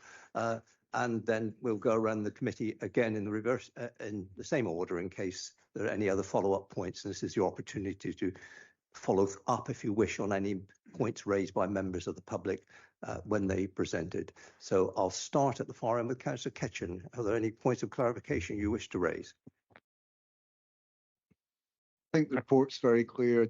I was just unclear as to why there wasn't more detail given the public's comments today about the problems with Bovimoors and some of the work that could have been done to improve the situation there and actually alleviate a lot of the underlying problems. I mean, it's a generic question. I don't know if it's suitable or not. We'll do it in batches of 3 members, and then the officers respond. Is that all right for the officers? Yes, rather than doing yes. Yeah. Councillor Reid. Thank you, Chair. As you know, I had quite a few questions that I've sent forward in advance, so 2 is going to be quite limiting. I'll choose your best 2 to start with, and we'll work down through the batting averages. Yeah, okay. Right, my top picks then. So, yeah, the recommendation allows for minor amendments to the scheme details if it's supported, but the report does make clear that the design of option 5, the recommended option, isn't finished. It says further design reviews and safety assessments will determine the final design. So I want to know, what sort of changes do you anticipate, and can we be sure that they would all fall under the category of minor amendments? And my second question is about, prior to the filter going in 2020, as we've heard from one of the speakers, during rush hour it was common for cars to be backed up along pretty much the whole length of Dryden Road. Now, the modelling suggests that the numbers will be about 2/3 what they were before, so that's still a lot of vehicles. So there's presumably still going to be cars backing up. And if they have to go into the cycle lane to let cars pass the other way, presumably that's going to block the cycle path during rush hour. So how is that being taken into account? Thanks, Chair. Thank you. Hope the officers have got those short and pertinent questions. Could I come on to Councillor Pole? Any questions? Thank you very much. So, talking to the Exeter Cycling Campaign, they have been open to the idea of introducing, but they're just quite keen on having the segregated provision. So I note that today's report advises against removal of the southern footway on Dryden Road in option 4 after consultation with Active Travel England. However, has an assessment been made of removal of the northern footway to accommodate a segregated bicycle path? And then my second question is about option 1. So looking at the position of the filter, this is likely to cut residents from Kipling Drive and 29 to 59 Dryden Road off from Wanford. And what would be the impact of moving this proposed bus filter to the same location as the existing bollard filter? And has that been considered? Thank you. The officers could respond to those questions. Thank you.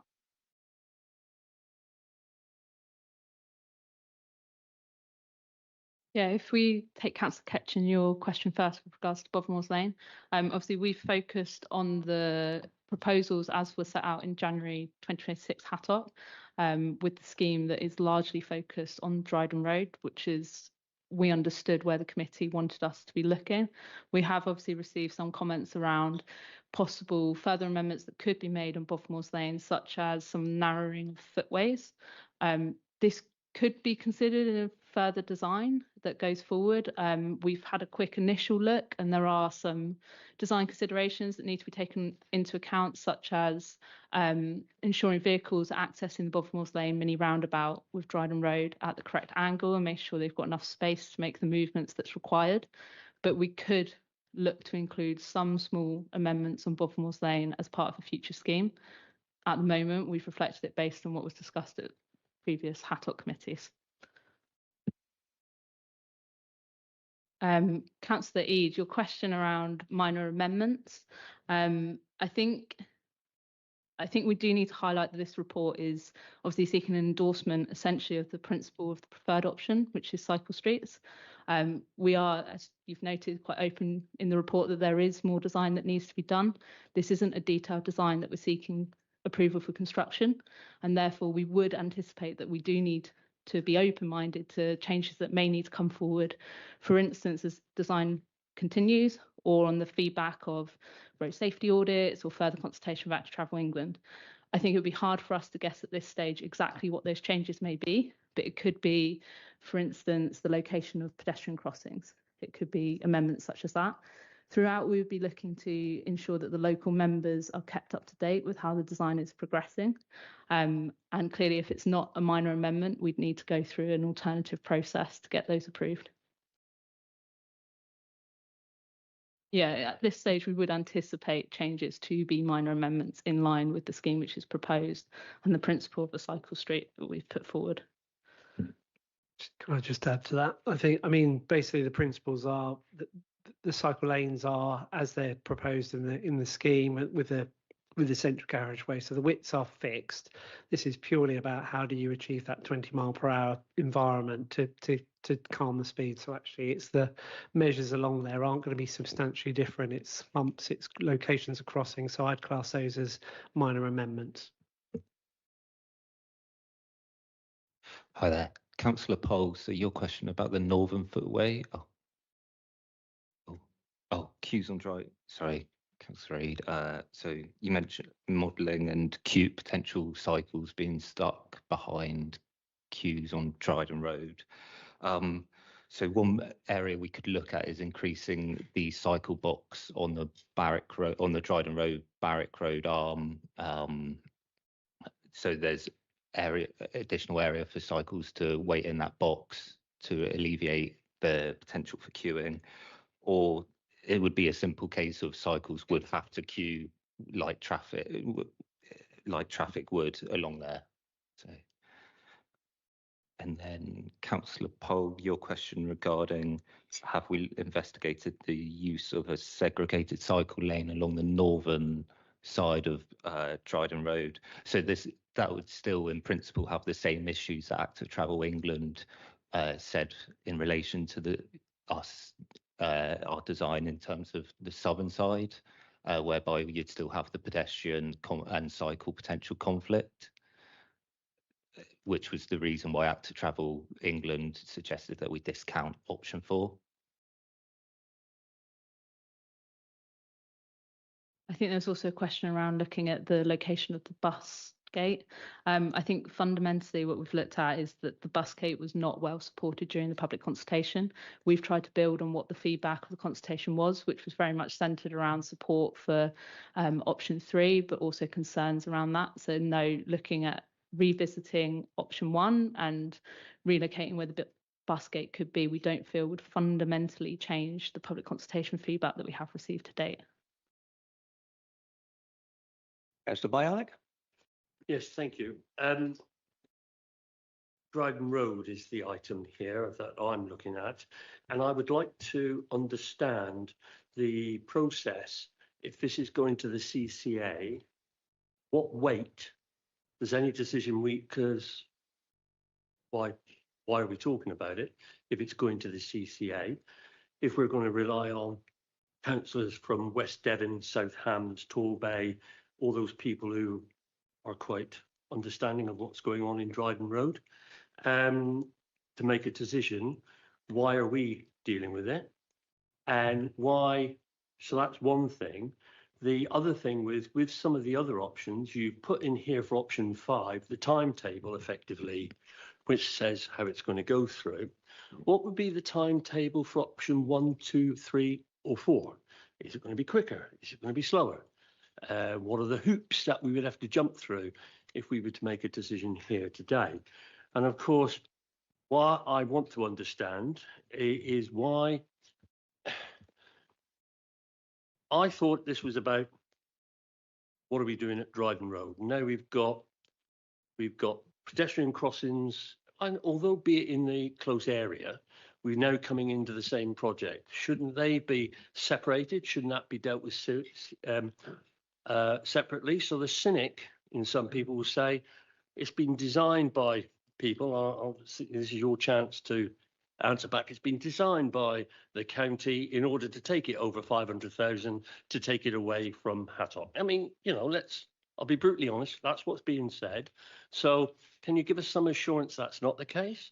And could it be possible to do the orders for any pedestrian crossings after we've done a bit more stuff for the Dryden Road to see what becomes of that. Those are the areas I would like to see more procedural, Chair, going forward. Thank you. Thank you, Matt. I got to 4 points there, but I'll see how many of the officers can dig out of that. Councillor Ledbetter. Thank you, Chairman. Talking about option 5, I mean, we've heard today that it would appear the cyclists don't like that option, so nobody seems to want it. How do you square that circle? Are you going to overcome that resistance from the cycling people? And secondly, option 3, just simply reopening the road, what's that going to cost? Councillor Stevens. Yeah, thank you, Chair. Could members receive a detailed breakdown of the estimated cost for both option 3 and option 5, rather than just the headline figures? That's the first question. And the second one is there a simpler, quicker and more cost-effective way of delivering the consultation outcome while maintaining an appropriate level of safety for all road users? Thank you. Thank you. That's next batch of 3.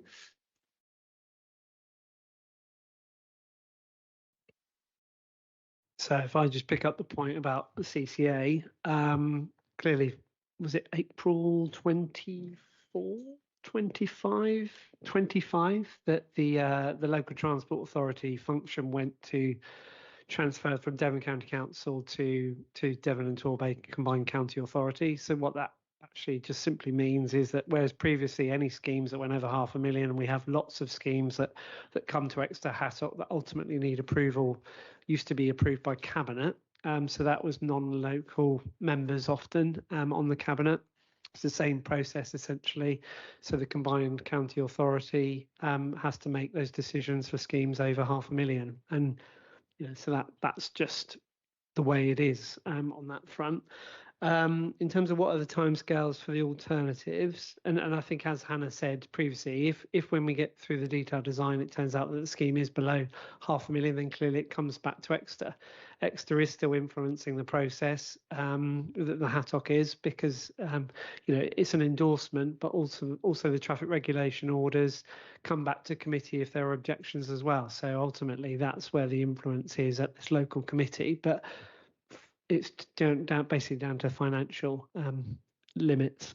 In terms of the question about the alternative options, I think the same applies for all options. Actually, this is the process we got. We got to get the approval today.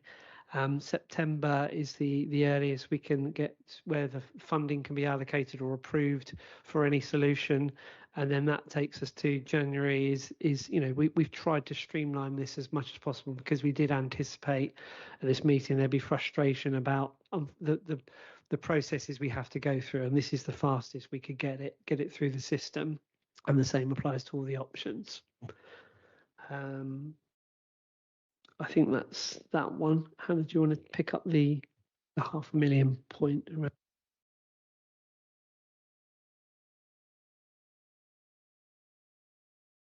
Yeah, so we don't believe there is a sensible way to separate option 5 into multiple schemes to bring it below 500,000.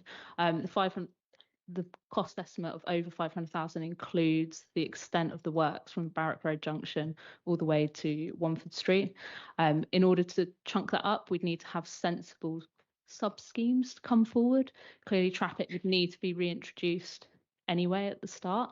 Now, in order to encourage that alternative environment for all users, we do need the low speed environment to be there from the offset. Otherwise, we are encouraging higher traffic flow and higher speeds.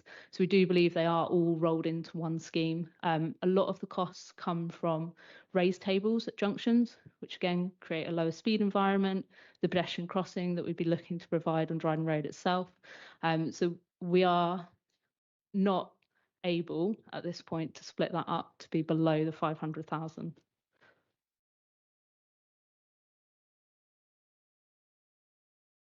Councillor Ledbetter, your question with regards to the lack of support from cyclists with regards to option 5.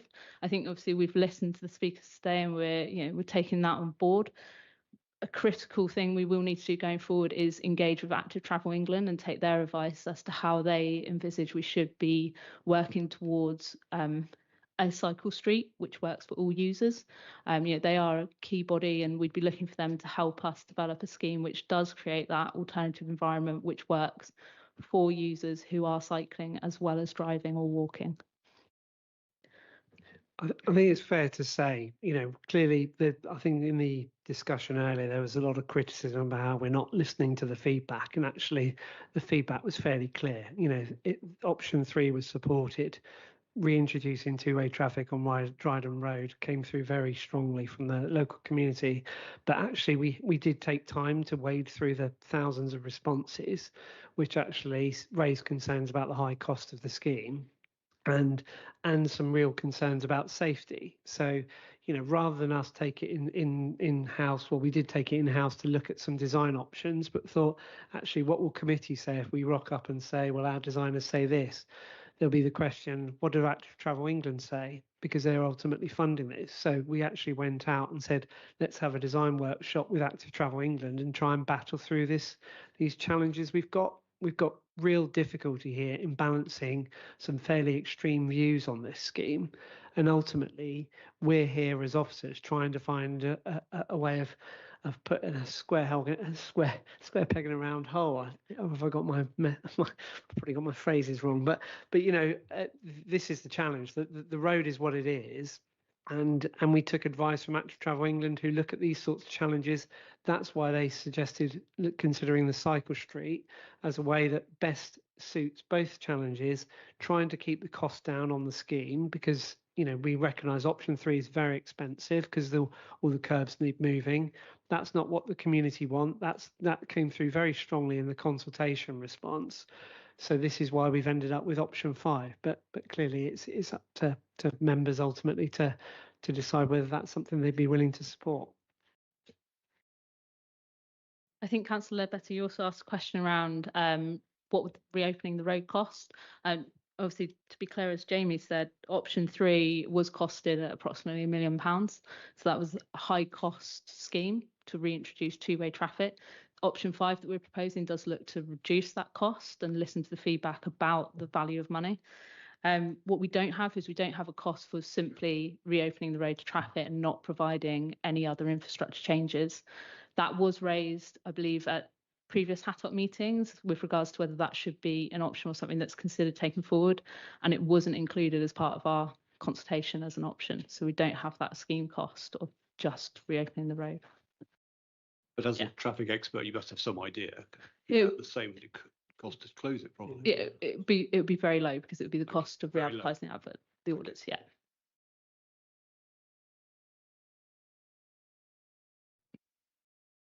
Councillor Stevens, I think you requested a breakdown of costs for the options. Obviously, we can look to provide that to members, and would emphasise all the costs at the moment reflect the stage of design that we're at, so they are indicative. They can change, and particularly as the design goes forward, the cost will become more apparent as to what are the high ticket items driving those costs. But we can look to provide a more detailed breakdown going forwards for members if that's of interest. I think the final one was around what's the lowest cost solution that meets all the objectives. I mean, that's what we've presented here. I mean, generally, zebra crossing these days is sort of £90,000 to £100,000. So this is, that gives you an idea of what things cost currently.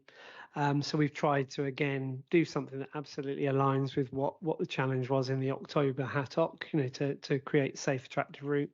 But also respecting the views of the consultation. Obviously, there may be other alternative options that people may wish to consider, but that's our recommendation. Thank you. Councillor Stevens. Yeah, thank you, Chair. First of all, I want to thank the officers because I know consultation process is bad. We've got to make an informed decision at the end of this, and it's not about, or it's about the residents and the taxpayers' money. I have to say, Councillor Bialik, I have to agree. Sometimes I feel it's being pushed over to take the decision out of our hands. That's only a personal statement.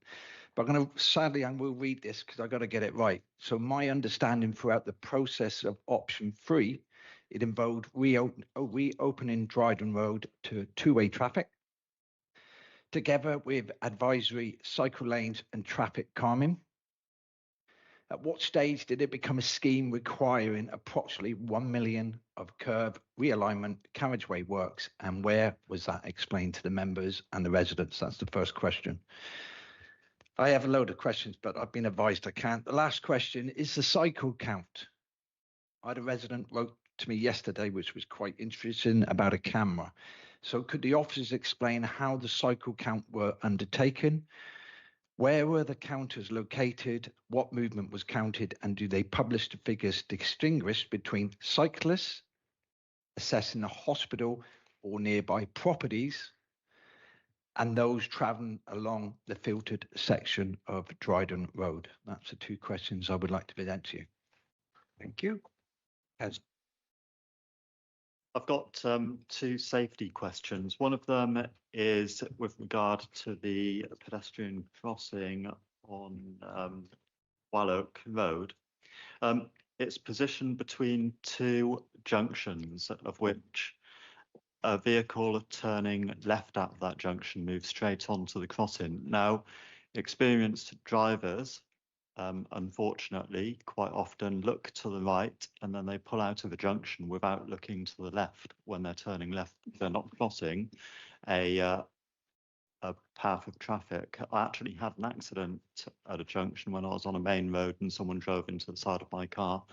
The person that drove into the side of my car said I looked to the right and then I pulled out of the junction, and that was why he hit me, because he didn't look to his left. So I'm quite concerned about crossing being in between two junctions where people can look to the right and then pull out to the left.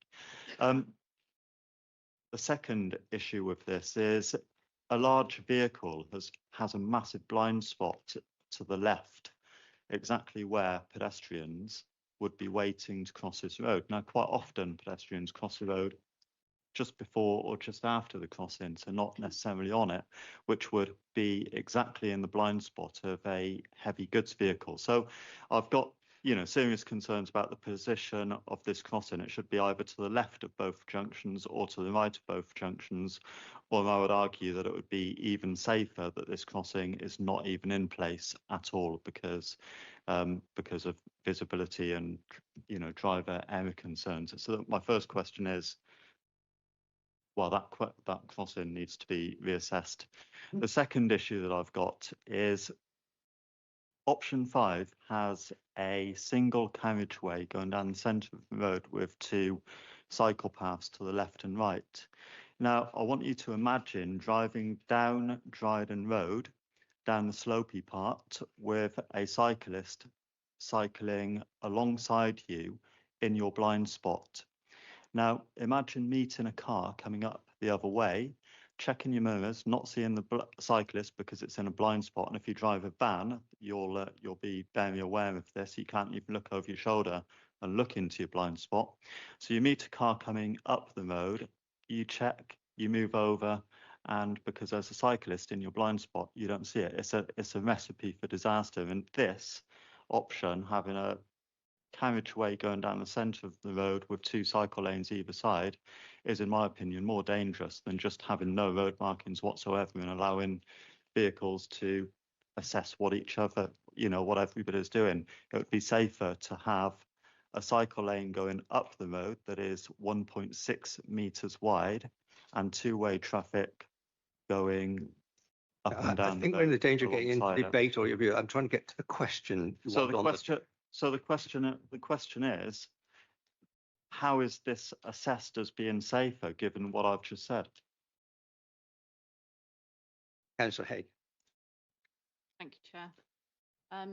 Thank you to the officers. I think your report and consultation was very good. Yeah, sorry.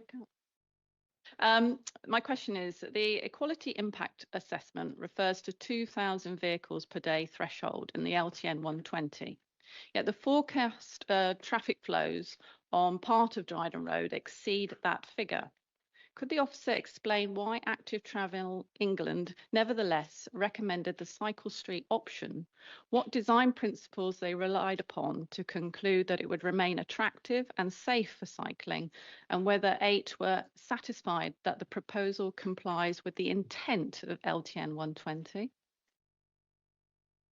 And my second question was, option 5 was delivered after the public consultation and includes new crossing proposals. Can officers confirm whether blind and visually impaired organisations, wheelchair users, deaf charities and other disability stakeholders will be consulted on the detailed crossing designs and option 5 before the traffic regulation order is finalised, so that council can be satisfied it has fully discharged its statutory duty? Thank you.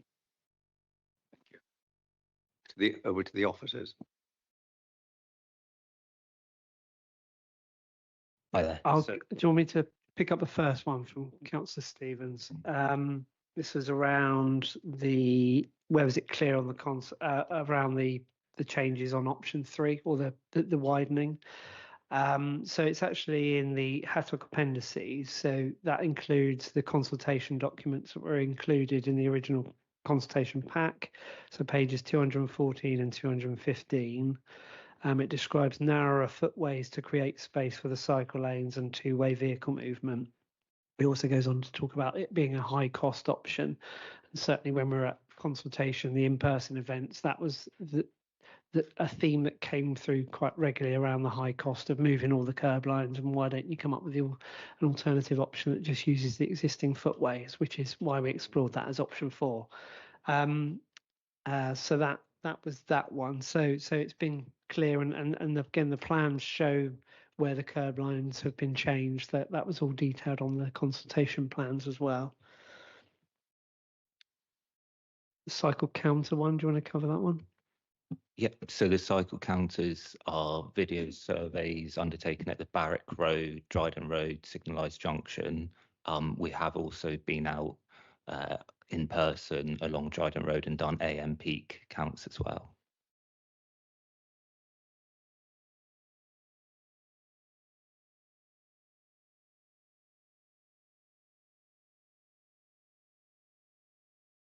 Karen, to the rest of the responses.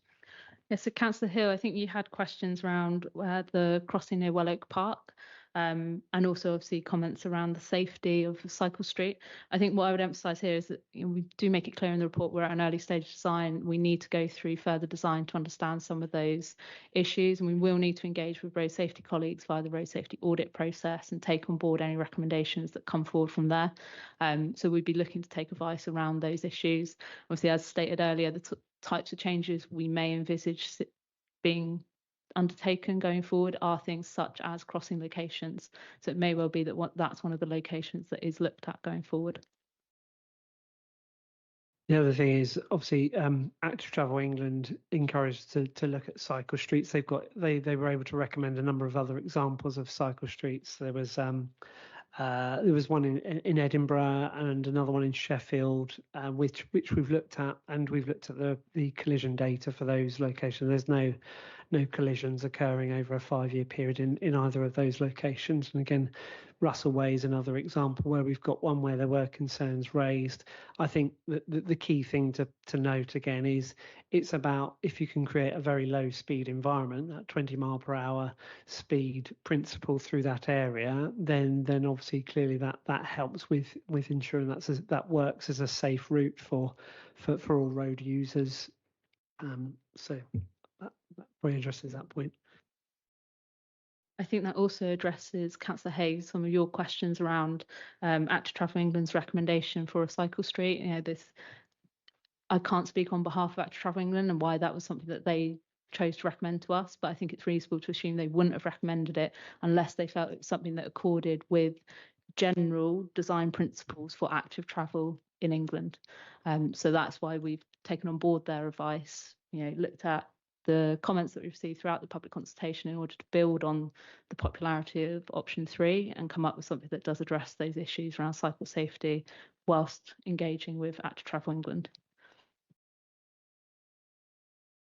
I think you also raised a comment around obviously option 5 hasn't been through the public consultation process, although clearly it has been borne out of comments that we have received through the public consultation process. We will need to do a statutory consultation with regards to the traffic orders. And I think one of the options we're looking at the moment is whether there is a possibility to dovetail some sort of non-statutory consultation questions with regards to option 5 at the same time as that statutory consultation, which is a process that has been utilised previously when advertising traffic orders. So giving an opportunity for people to feed in and express support or opposition for the option that's coming forward, which is tied in with the traffic orders. Vice Chair, have you any questions? Yes, if I may. Firstly, I'd like to thank the officers for their work on this report, and I appreciate how much time has been put into the consultation and in the creation of the following report. You've actually answered one of my questions, so I can ask another. So could officers confirm if the 1 million referred to in option 3 relates to 3A or 3B? And my subsequent question is, the January HATOP report referred to consultation with key stakeholders, including the RD&E, schools, disability organisations, bus operators. Where is that feedback summarised in today's report, and did it influence the recommendations? I particularly note that Pellew House and the barracks haven't actually yet been contacted, and with over 700 people accessing their services, they are one of the largest employers after the RD&E. Thank you. If I could come in just with one question. It appears in consultation that quite clearly option 3 is the favoured option. Clearly you have consulted Active Travel England and have come back with a revised version, shall we say, or a variation of what option 3 was attempting to achieve, called option 5. If the committee were minded to go with the public consultation regarding option 3, what is likely to be the response from Active Travel England, considering we've already put that option to them and they've come back with an alternative option? Are there problems in the system of delivering that if this committee recommend it?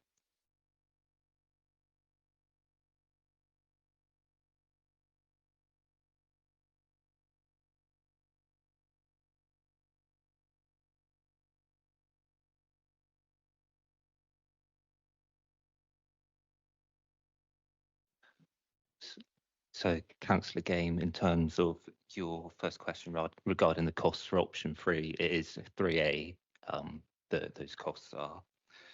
In terms of stakeholder feedback and the inclusion within this report, so in the October 2025 report, with table, one of the tables within it, we set out all the public service feedback in terms of ambulance service, fire, police service. We've also spoke to Dartline and Stagecoach. We've also spoken to Womford House, the RD&E, and taxi companies. So their feedback for the October report was then used as part of our sifting criteria in the development of options and schemes. So that their feedback really led into the development for then the public consultation to take forward. In terms of reaching out. Can I just add? I mean, you know, this is a relatively small scheme, and we've got nearly a 300-page consultation report because we keep getting asked for more detail. And then if we keep subdividing the number of people feedback, I think we've got enough information in this consultation report to make a recommendation. It's had, you know, we've got well over taking into account the demographics of the area, we've got more people with disabilities responding to this consultation than is in the local area. A much higher percentage of people with disabilities have responded to this. We've got, you know, I think we've got a really good amount of information. We engaged with schools. We've tried to do everything that was asked from the January HATOP to provide as much information as possible. So I guess we've invited those organisations to share their views, and this is the report giving you as much information as we can, and I think it's enough for us to be making a decision on this scheme without wanting to sort of more hours of work involved in filtering through all of the information.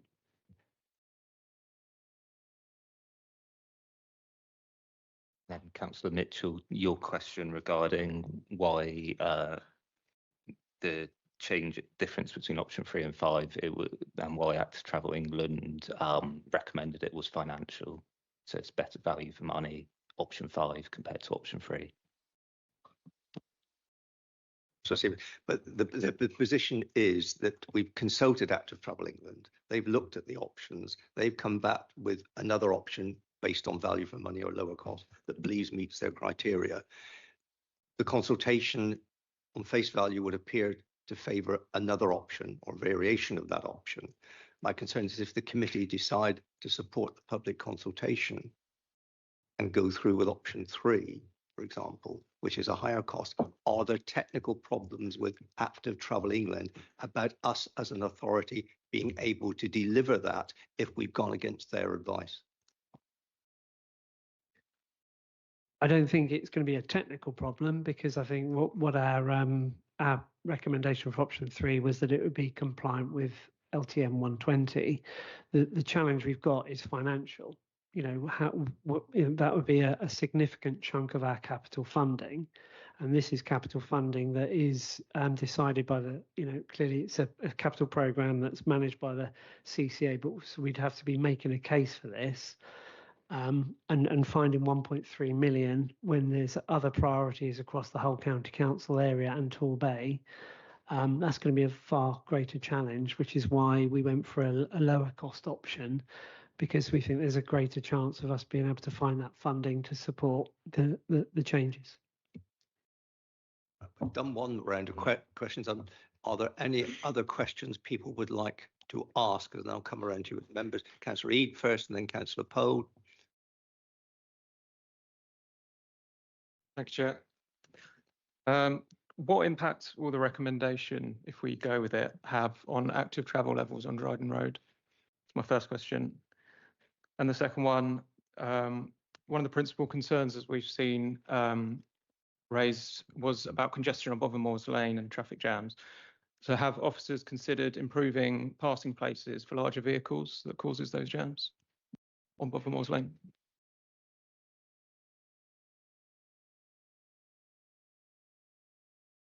Yeah, if you could add yours to the list. Yeah, so also sort of focusing now on Bothermoors Lane, because that sort of campaigners for and against opening Dryden Road have focused on some of the problems on Barrack Road. As a possible alternative, have officers assessed introducing a traffic light filter at the junction of Barrack Road and Holden View Terrace to mitigate the rush hour congestion associated with the existing provision for cars and vehicles? And also, as it's presented separately from option 5 in the report, is the option to introduce a crossing from Church Lane across Bothermoors Lane included in the 650,000 estimated costing, or would that be additional? I think Councillor Tony Stevens had a question. Yeah, thanks, Chair. It's quite simply, we're looking at the options now. I mean, the most simplest option is to open it up. But the other thing is, you do say that you don't have the finances, even if option 3 was accepted. Would this delay the project even longer? Or would you be able to sort of get the money or the finances? Sorry. Thank you. Thank you. Respond to those. Thank you. Councillor Eade, I think your first question was whether we've looked at what the active travel levels would be on Dryden Road under the option 5. We haven't modelled an uplift or otherwise of active travel levels for this option or for the others. With regards to congestion on Bothermoors Lane and what else could be done, I think this is very similar question Councillor Ketchen asked, in that we have focused on the Dryden Road area as per the options that were tabled in January Hattock. Councillor Pole, you asked about Holland View Terrace and possibly signalising that junction with Barrack Road. We have sought advice from our signals team at Devon County Council. We do not believe this would solve congestion issues in that junction. We've got queues from the Livery Dole junction that block back northbound beyond this junction. So introducing a further set of traffic lights would not enable more people to get out of that junction, that location, and in fact may cause queues southbound, which would then block back through the Delivery Dole junction. So we don't believe that's the solution at the moment. The cost of the Church Lane crossing, that's not included in the option 5 costings, that would be separate. Obviously, as Jamie set out, we've got a rough idea of how much crossings cost, but it's not included in the whole scheme costs. We've treated it as separate, which is reflecting how we've asked the questions in the consultation as well, that we've asked for options on Dryden Road and responses on the crossings separately. Councillor Stevens, you mentioned the finances and not having those finances for option 3 or indeed option 5 or any other options at the moment. What we have set out in the timeline is, in order to get those finances approved, what we'd be looking to do is include them in the Transport Capital Programme report, which goes to the CCA board in September this year. Now, obviously, with a higher cost scheme, that could potentially be a harder find in order for us to be able to accommodate that within our programme, and it's subject to approval from the CCA board. So I think it's just that reflection that at lower costs, it's probably going to be easier to accommodate alongside all of the requirements across the rest of Devon and Torbay for infrastructure. I just say, so that could delay the actual opening of the road until you've got the funds. If we were unsuccessful in securing approval through the Transport Capital Programme in September, there would be a delay. But that is what we're hoping to do, is to include this scheme within that budget allocation. Councillor Poe first, then Councillor Ledbetter, just to come in. Councillor Poe. Yeah, so just looking at focusing in on option 5. So I think we've heard there's quite a number of crossings being introduced, and we've had the sense from officers that they're being introduced in order to support the low speed environment, as well as obviously to help people cross the road. But there's a couple of things that I find a little bit anomalous in there. One of them is in the eastern part of Dryden Road. There are already 2 raised tables there, and the proposals in option 5 are to move one of the raised tables 200 metres and eliminate the existing raised table. So I'm just wondering, is that essential to option 5, or could we just leave the raised tables where they are in the eastern part of Dryden Road? And then in the western part of Dryden Road, I think there are 2 zebra crossings being proposed. But could that perhaps be? Could it be considered to perhaps change the mixture, have like maybe less than 2 crossings in that section, and perhaps use some sort of giveaway to oncoming traffic checkpoints in order to lower the cost and deliver the same result of a low speed environment at the same time as supporting a crossing there. Councillor Ledbetter. Thank you. Referring this item to the CCA, would Devon County Council be supporting the application for the funds? And what likelihood do you think it will be approved? And secondly, just a bit of confusion on option 3. When it says option 3B, no change, is it no change? No change to what? I don't. So 2-way vehicle and 2-way cycle facility. Could it be 2-way vehicle and 2-way cycle facility on the pavements, as we have in many other parts of the city, including Topsham, where I am? Thank you. Thank you. The officers could respond, and that will then close the questioning clarification section.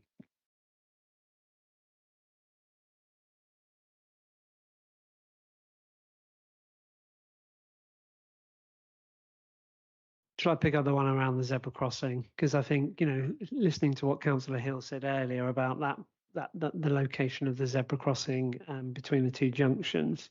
I think reflecting on things live. Here we are now. We've got two that could realistically be consolidated into a single crossing. So I think there is potential to reduce some of the scheme costs on here. But I think the key thing we need to still demonstrate is that we've got a level of calming through here that does achieve a low speed environment if the cycle street proposal is going to work. So, but I think option to rationalise some of these crossings to try and bring the cost down and come up with something that works, still addressing pedestrian design lines, etc. But I think just to add to that, that is the kind of things we'd be looking to do as part of the next stage of design process. So these are the sort of things that we need to be looking at going forward. And clearly, as the report sets out, there is further design that needs to take place.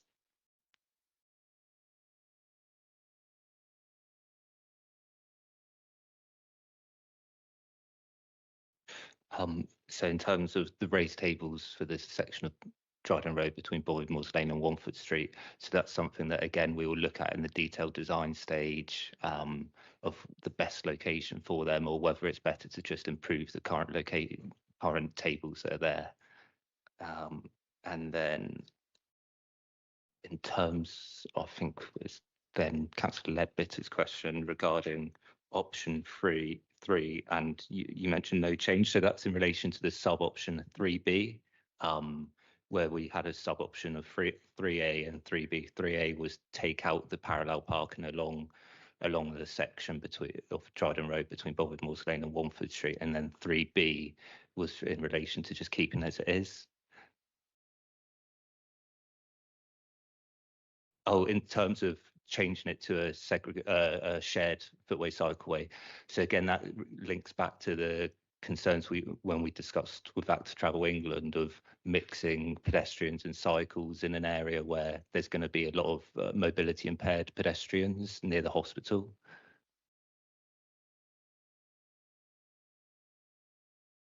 Thank you all for your questions. Sorry.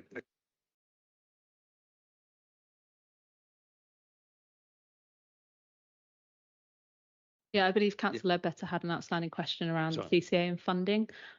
So I think it's worth noting that we get a core amount of funding from the government.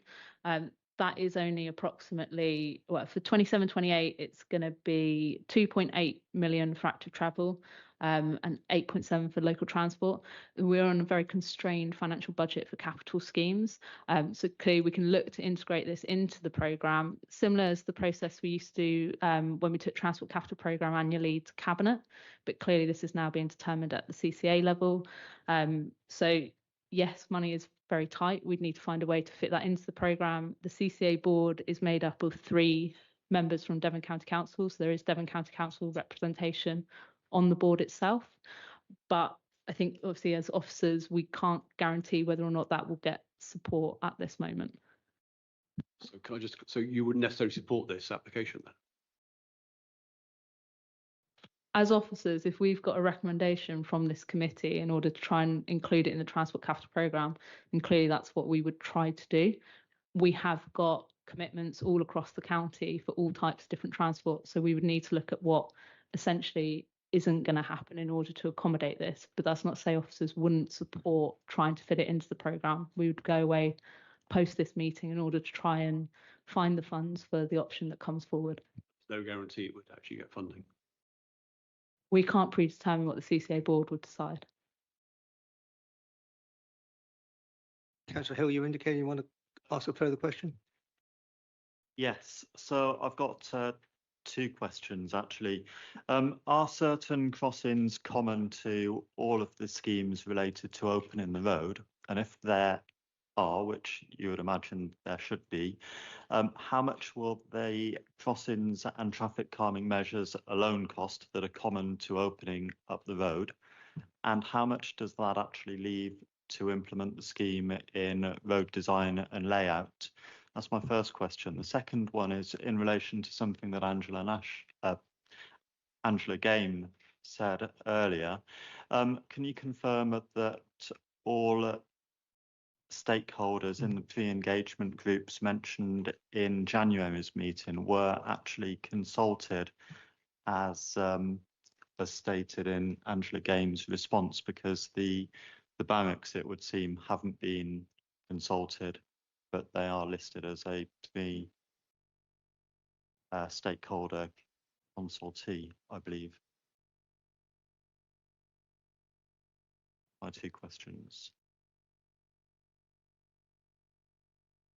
Sorry, can you explain the first question? It was a bit. Yeah. Yeah. So several of the options involve opening the roads, and with opening the roads comes pedestrian crossings, traffic calming measures, raised humps and things like that. So there would be a common cost if certain crossings are applicable to all of the options that involve opening the roads. So what would the common cost of that be, and how much would that leave to in excess for the how much would that leave for the road design and layout for the actual scheme itself? So if a pedestrian crossing costs £100,000, and we're going to have 3 zebra crossings, that's taken £300,000 out of the £500 allocation. So for example, that would leave £200,000 to implement the scheme itself. I was just wondering how many common crossings there are across all of the schemes, and other traffic calming measures across all of the schemes to leave, and how much money does that actually leave to implement the scheme itself? I mean, I think the message is we gave an indicative cost. We had a meeting with Active Travel England not that long ago, and they suggested the cycle street. So we've blood, sweat and tears to get an option on the table that's in front of you today, so that we didn't defer the hat up for another meeting. I guess, clearly designers at WSP have produced an option which they've given an indicative cost based on the crossings, based on the markings, the raised humps. I don't think we're going to be able to today to be able to break it down into the cost per hump, per crossing, etc. But what we can do, and clearly the message is this is still too high cost is the message I think we're getting from this, is clearly we want to try and I guess sharpen our pencils at the next stage if this is supported, to see what are those mix of measures that achieve a calmed road along its route. And clearly there's going to be utilities, there'll be all sorts of things you find under the surface when you get into that detailed design stage, which may throw up a whole range of things where we won't be able to provide a definitive cost per, whether it's per crossing, per hump, but clearly trying to achieve the most cost-effective solution. That is something that we would take away from this meeting, to make sure that if we do go with option 5, for instance, then we are trying to deliver that at the lowest cost possible. In terms of the consultation question. Yeah, so back in January Hattock, so in the appendix, we had a long list of stakeholders that we're going to reach out to. That was then updated following the January Hattock, following feedback I think we received from a number of members of the public and from councillors. So that list was then updated and then sent. We then separated the list into 4 groups, one being a community and business group. And I can confirm the barracks were definitely reached out to make them aware of the consultation. Thank you. That closes the session on clarification of points raised by members. It is now, the time is now approaching 1 o'clock. Could I suggest we have another hydration break for those who need it, and also from any medical conditions, and we'll resume at 1:10 when I will move the recommendation from the chair and start the debate.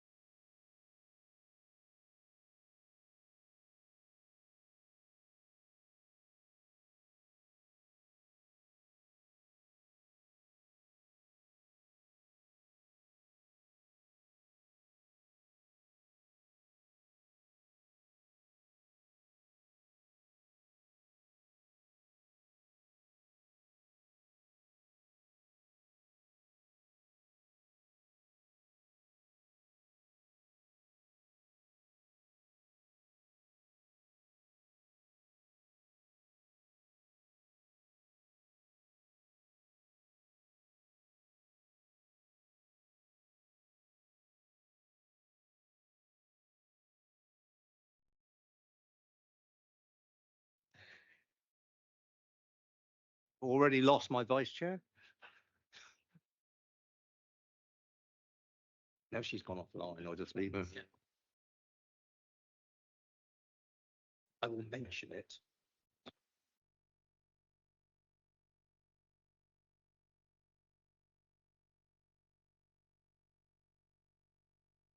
We would like to resume. I point out this committee room is being used for another committee later this afternoon, so hopefully we can conclude on this item, even if we have to adjourn other items for a later date to fit in with the schedule. Now, the position is we're now moving to the debate stage, and the debate requires a recommendation, because what else are you debating?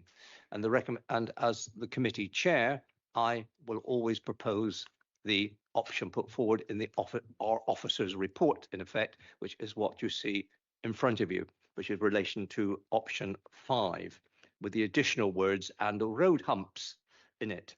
So I will be proposing that. I will look for a seconder.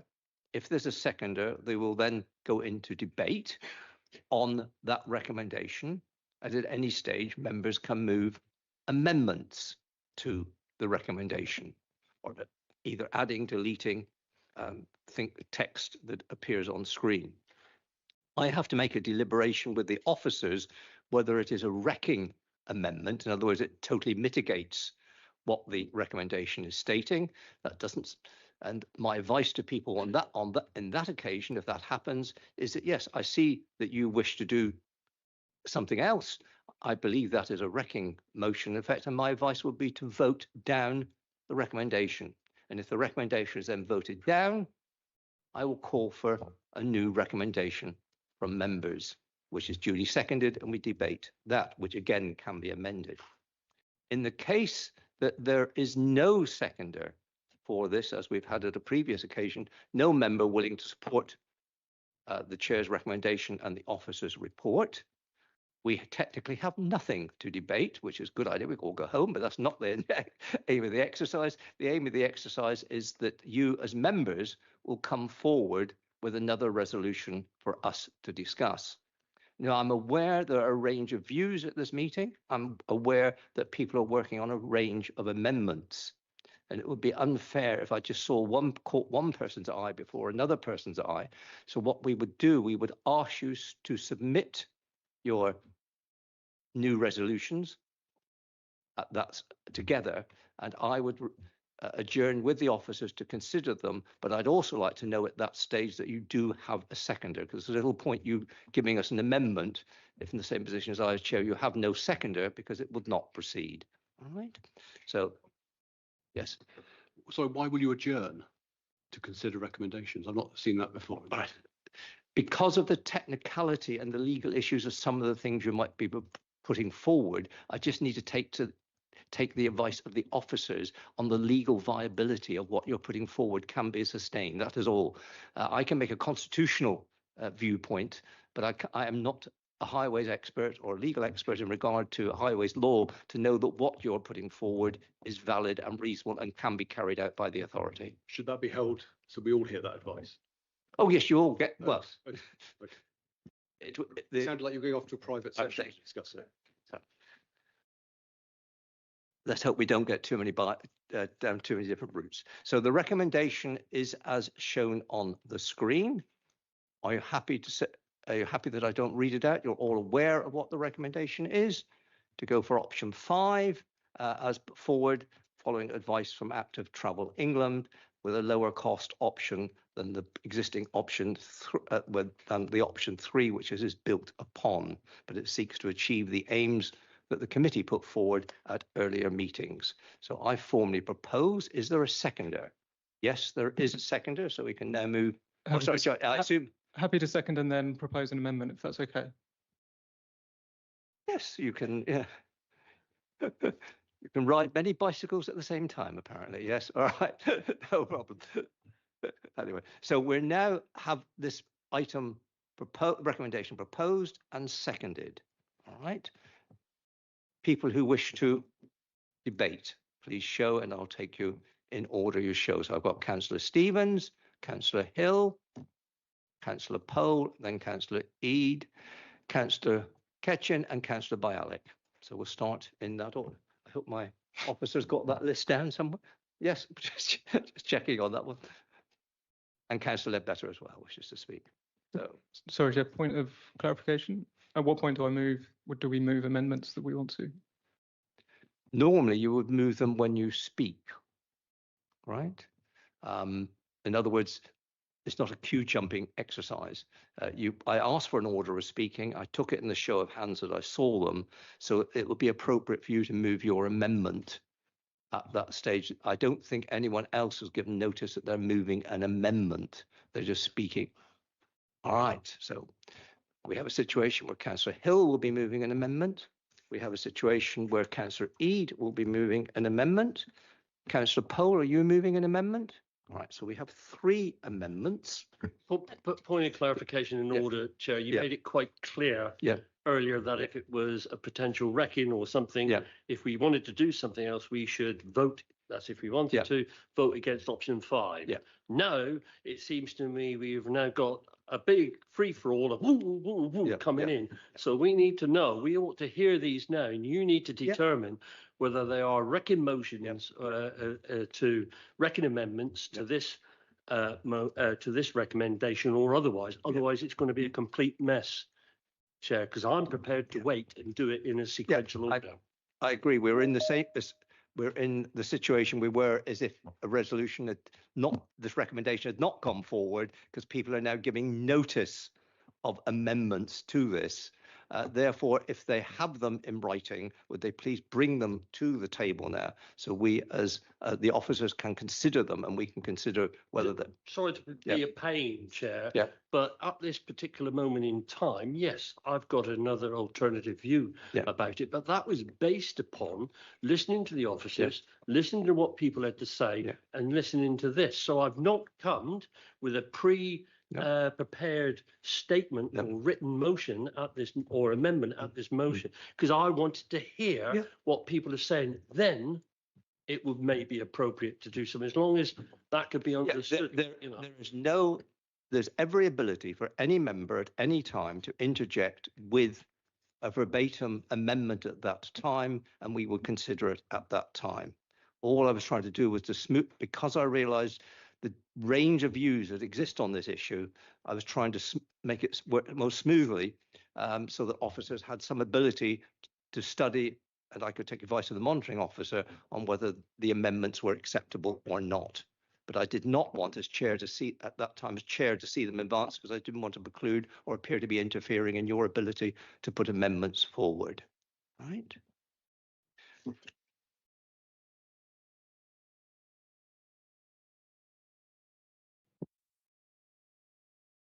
Vice Chair's hand. I'm so sorry. So sorry for that. Are you moving an amendment as well? All right. So we have a series of amendments that have been pre-established. In fact, people have written them and are ready to submit them. All right. I've got one from Councillor Eade.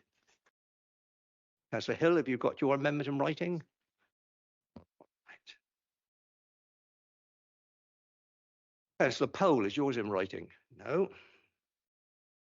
Yeah, I've got one, but I want to see how this goes. And then I'll bring it to you until we start this blooming debate. And it's very difficult to determine which way we're going. So we are in a position where we have a recommendation. It is clear people wish to speak to this issue, which is built around this recommendation. Right. So if there are people who wish to make valid points at this stage, we will take them, right? That will give us time to consider. It doesn't stop them moving amendments later stage, but we get a feel of the direction in which the committee is going or concerned, right?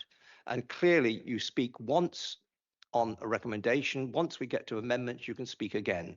So you can make the same point or a different point in regard to it. So is there anyone at this stage who wishes to speak on recommendation relating to option 5, which can either be for or against it? To start, Councillor Bialik, start the debate. Oh, sorry. I would always put you in front of the bus queue. Thank you. I'll be first out the gate.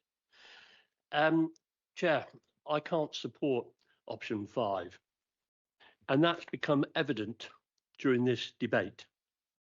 And so I'd like to give a reason why I can't support it. And the reason is really, I've heard a lot here this morning of the various obstacles which is going to be in the way to allow any decision to come forward, if only because we haven't got the budget for it, or the budget needs to be determined by somebody else, and we can't make a decision. I was clear that this was about Dryden Road, and I believe that the members of the public who've entered this consultation, the high level of people who've been involved, is quite clear. They want to see Dryden Road open, right? And I don't think a lot of residents have gone through it with a fine tooth comb, this, that, and the other, although many have. I think to then put a lot of obstacles in the way, because even option 5 is a maybe, dependent upon. And now I've been told option 3, which is a maybe, can't really say, it's £1 million. So I would, why I'm against it and why I will be suggesting something different if it comes forward, and I want to listen to a bit more of the debate, is that we got to do this in a sequential way. First thing, open Dryden Road. First thing, won't cost £1 million to open Dryden Road. Won't cost £500,000 to open Dryden Road. That's the first measure. We then have to do it in a sequential way. We want to make it safe, and that is where the next proposal comes from, the cycle lanes, whether it's all what is in option 3 and whatever. I just think everything's being piled up to make the decision difficult for us not to happen. And if Hattock is to own this and to keep it, I think we have to do this in a sequential way. That is why, Chair, I'm not speaking to option 3. That is why, Chair, I will not be supporting option 5. Thank you, Councillor. Councillor Stevens? Yeah, I agree with Councillor Bialik. I will not be supporting option 5. A couple of things I want to say. Officer Hullen, you said this is such a small scheme. You also said it was finance. Okay, it seems to me we're growing arms and legs. Why do we just use the simplest, quickest, most cost-effective, right? Reopen Dryden Road, two-way traffic, together with advisory cycle lanes on pavements.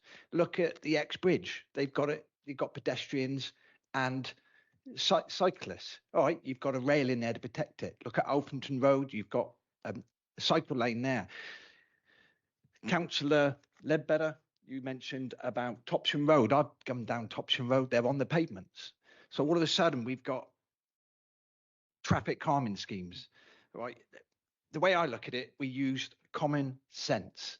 The people have spoken, remove the TRO, remove the ballards, okay? But considering the cyclists. Exeter Cycling, you and I have a good relationship, and I agree we need to support you.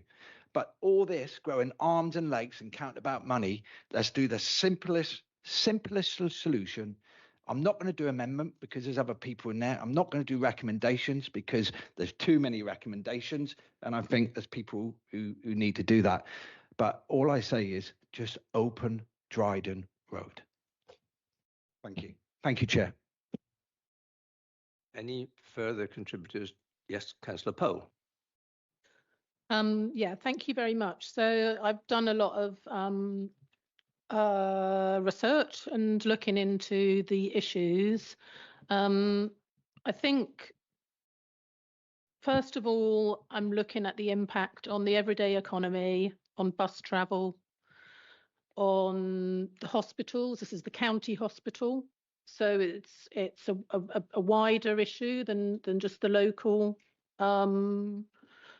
residential streets, and also looking at the schools. So the schools generally, I've concluded that this isn't a walk to school route, that there will be some children walking here, but it's not a walk to school route. The schools' catchments areas are in their own sort of pockets. The hospital, obviously, there are people, needing to access the hospital from bus stops, walking to the hospital.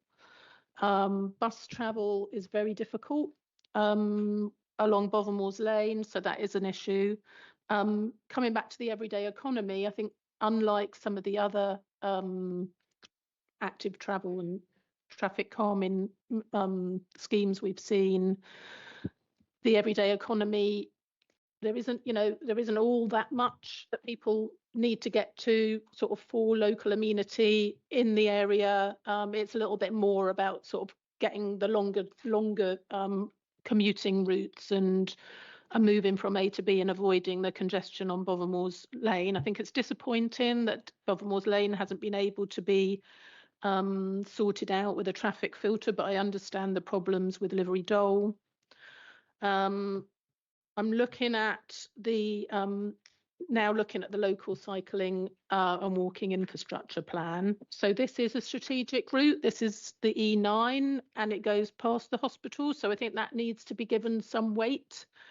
It's not the most heavily used cycle route in the city from the evidence in the report. And it's not that, sort of talking to people who live in Topsham, who live in the city centre, getting from A to B. It's not the obvious, there is alternative ways people go through the quay along the estuary, or about 10 minutes quicker to get from city centre to Topsham along Topsham Road, as we've sort of heard about that.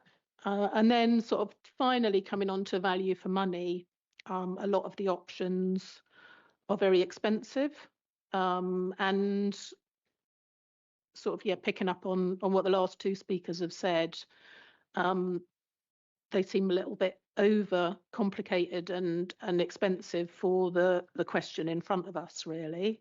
So I think the amendment I want to put forward is that the part of Dryden Road that really is the strategic part of the E9 route is the part between Barrack Road and Kipling Drive, because the cycling infrastructure improvements that have already been delivered since publication of the LC Whip in 2023 now give direct access from Dryden Road at the junction of Kipling Drive to Ludwell Valley Park and the ongoing E9 route. And then there's sort of anomalous, really, in the whole LC Whip, there's another loop that allows you to go along Dryden Road continuation onto Wanford Road, is it? Street?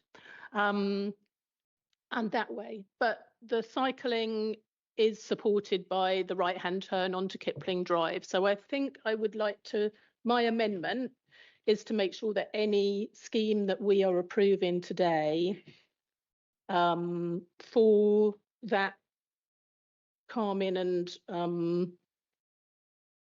cycling provision focuses on the section between Kipling Drive and Barrack Road. And that is hopefully going to give us some lower cost options, because that is really the strategic part of the LC Whip that I think we need to focus on for the question before us. Thanks. Formally moving that as an amendment, Yeah, or an addition, or an addition to the recommendation, or because it's in many respects this is generic amendment. Whatever is decided, it would suit whatever recommendation fits. It would be that if that option 5, which is the option in front of us, should any infrastructure changes should be focused on the area between Kipling Drive and Barrack Road. Right. Yep. Is there a seconder? I thought that we were all going to propose. I know. And this is what I'm trying to sort out, that Councillor Pole has interjected in a way, but unless he's got a seconder, there's nothing. I don't take the matter any further. Right. So there's no seconder, so that one falls. Then thank you. All right. Now go on to Councillor Hill to speak next, then Councillor Eade, and then Councillor Ledbetter to this recommendation, and then we'll have a vote. So As I said before, my major concern about the option 5 is It's just got the arrows in the wrong place. That should be. Oh, it's that. Yeah. It's very confusing. I know. I was. Yeah, told different things, but apparently this is. Councillor Wetnell, your microphone was on. Thank you.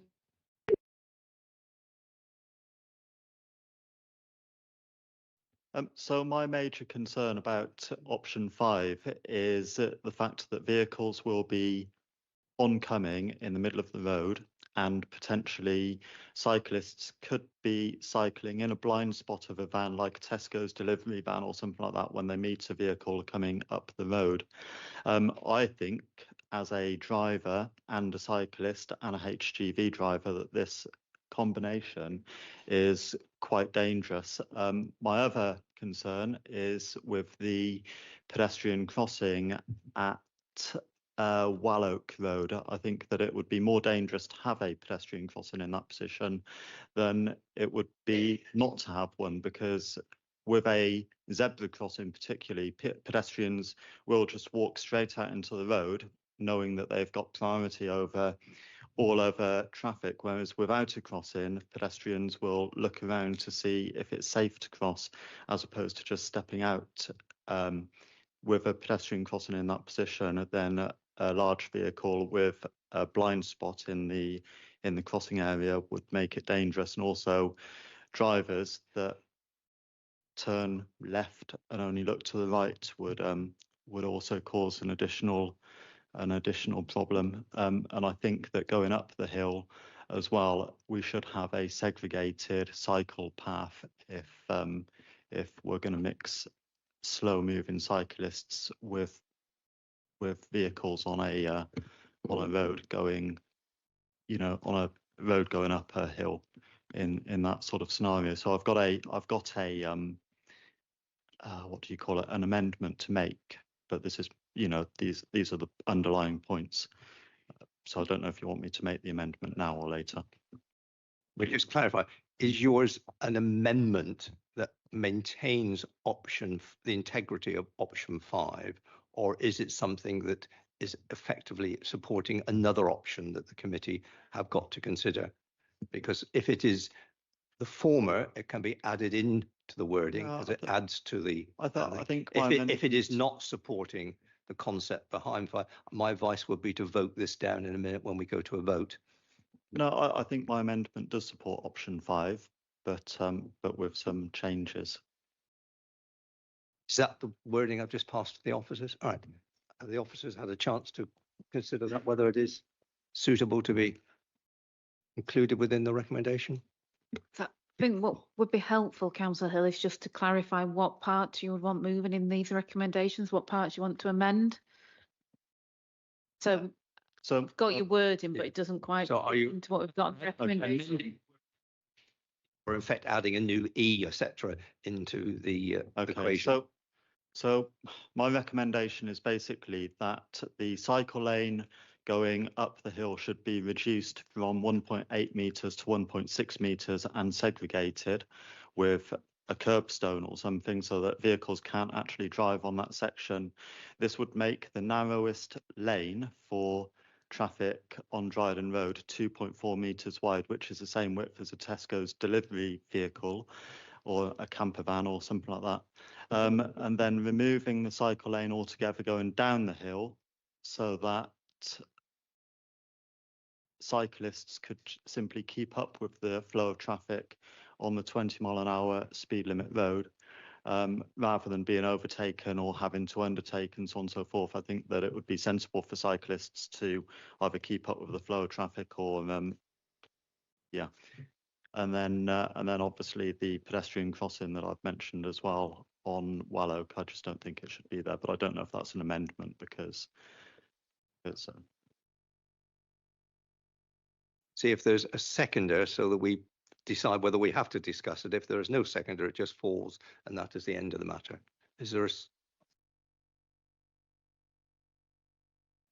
that is seconded by Councillor Ketchin, right? I now need to refer to the officers, monitoring officers, whether that is an acceptable amendment to the recommendation we have in front of us, or whether it effectively defeats the object aims of the recommendation. If it's in that case, it would be deemed to be wrecking, and I'd advise you to vote against the recommendation. Could I just say it in layman's terms, basically? So basically, my amendment is to reduce the cycle lane that is currently 1.8 metres wide going up the hill to 1.6 metres, but segregating it, and removing the cycle lane going down the hill and having two-way traffic. Yeah, I think I've got the grips with that. What I don't know is what the legal or highway requirements are, measurements, etc. That's why we need the advice of the officers to know whether we're proceeding with something that can legally be carried out.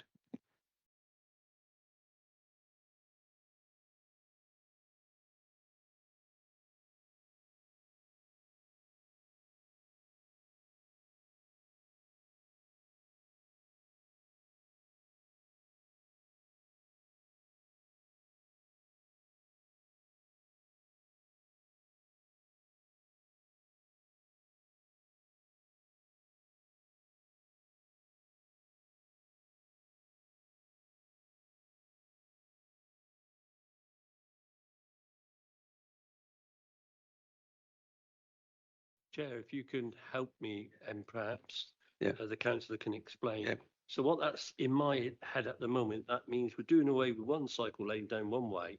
And so the cycle lane, which will be curbed, is effectively a two-way cycle lane. No. Right. Okay. That what needs to be explained. This is well, I'm waiting for the officers to respond and comment upon it. The cycle lane going up the hill would be a one-way cycle lane, and then the cycle lane that is currently there going down the hill would just be non-existent because it's going down a hill. Cyclists would be able to keep up with the flow of traffic because it's only a 20-mile-an-hour speed limit. But a cycle lane retained wider on one side of the road and not on the hill.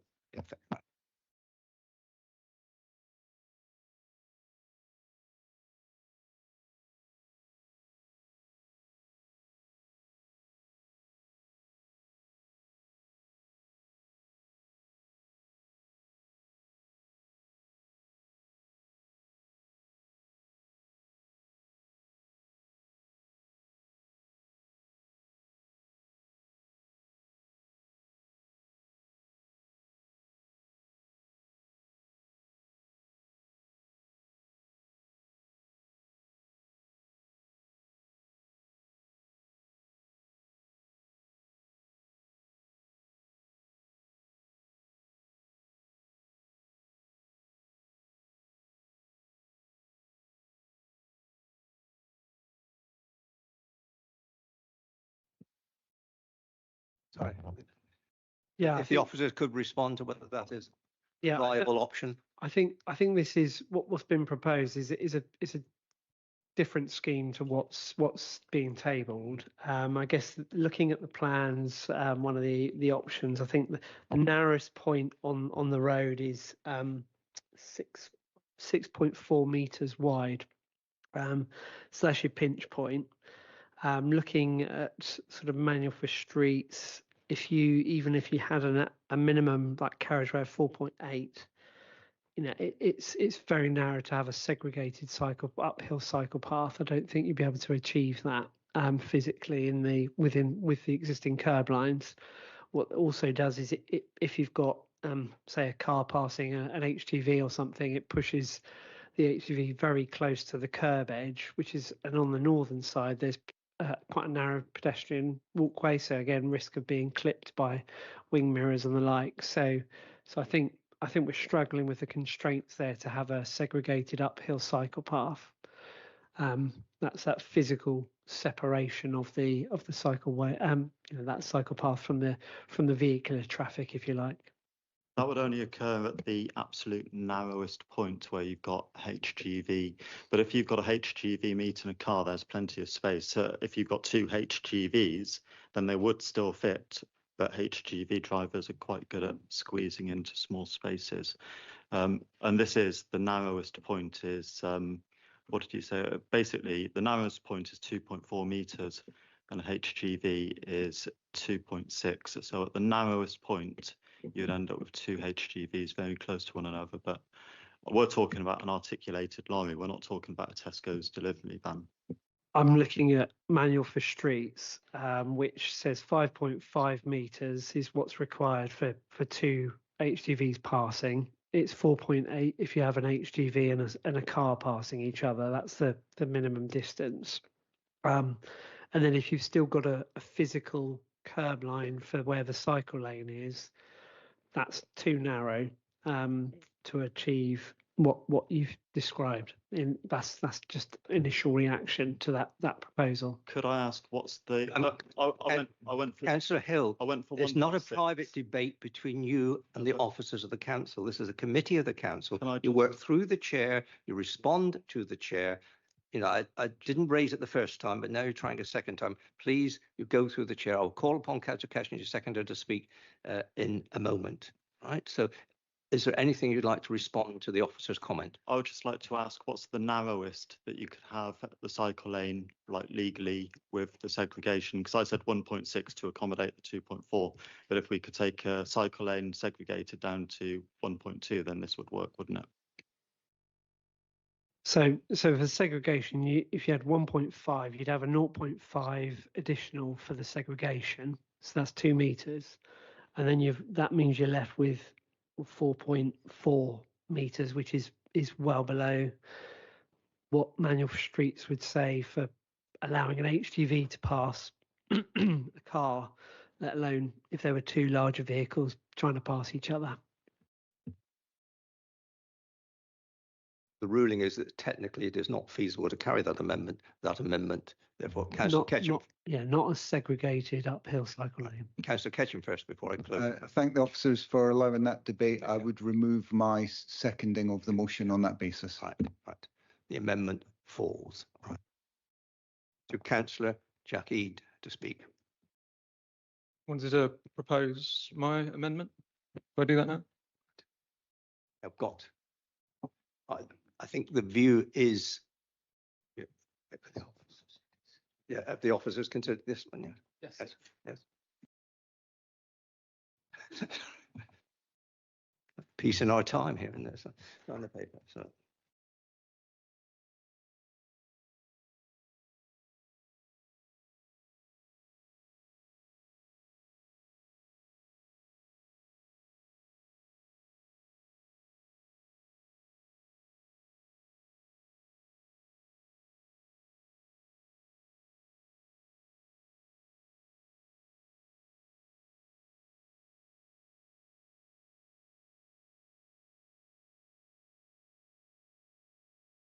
We haven't actually popped on screen yet to get a seconder, but the view of officers is very much that this is blending two schemes together, so it's a new option effectively. But to be fair, we haven't put on screen to show the rest of members yet, so we're just going to do that now. So the view is it's a convergence of two existing ones rather than an amendment to this one. This is perfectly valid, and we can discuss it after this one falls if it is the only other option available to us. So it is not lost. It is just parked for the moment because it does not amend or seek to add to this particular option. All right. Councillor. So you're saying you think it's a wrecking amendment? Is that what you're saying? That it's not appropriate to move it now, and we should vote against the recommendation and raise it up? My view would be, if this resolution is lost, when I take it to the vote, hopefully in a moment, it is something that can be considered as a new recommendation to be voted upon if it's duly seconded. Can I just say that it's not intended as a wrecking amendment. It's basically saying I don't think we're far enough along to be sure yet, and that more work needs to be done. It doesn't have to be what I've said. They were just some ideas. So it's just do some more work is all it's saying, really. Yeah.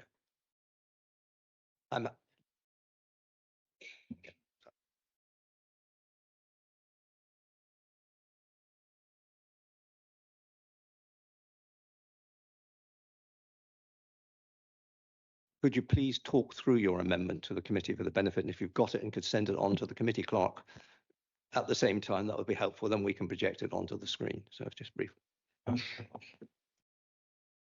can email it, yeah.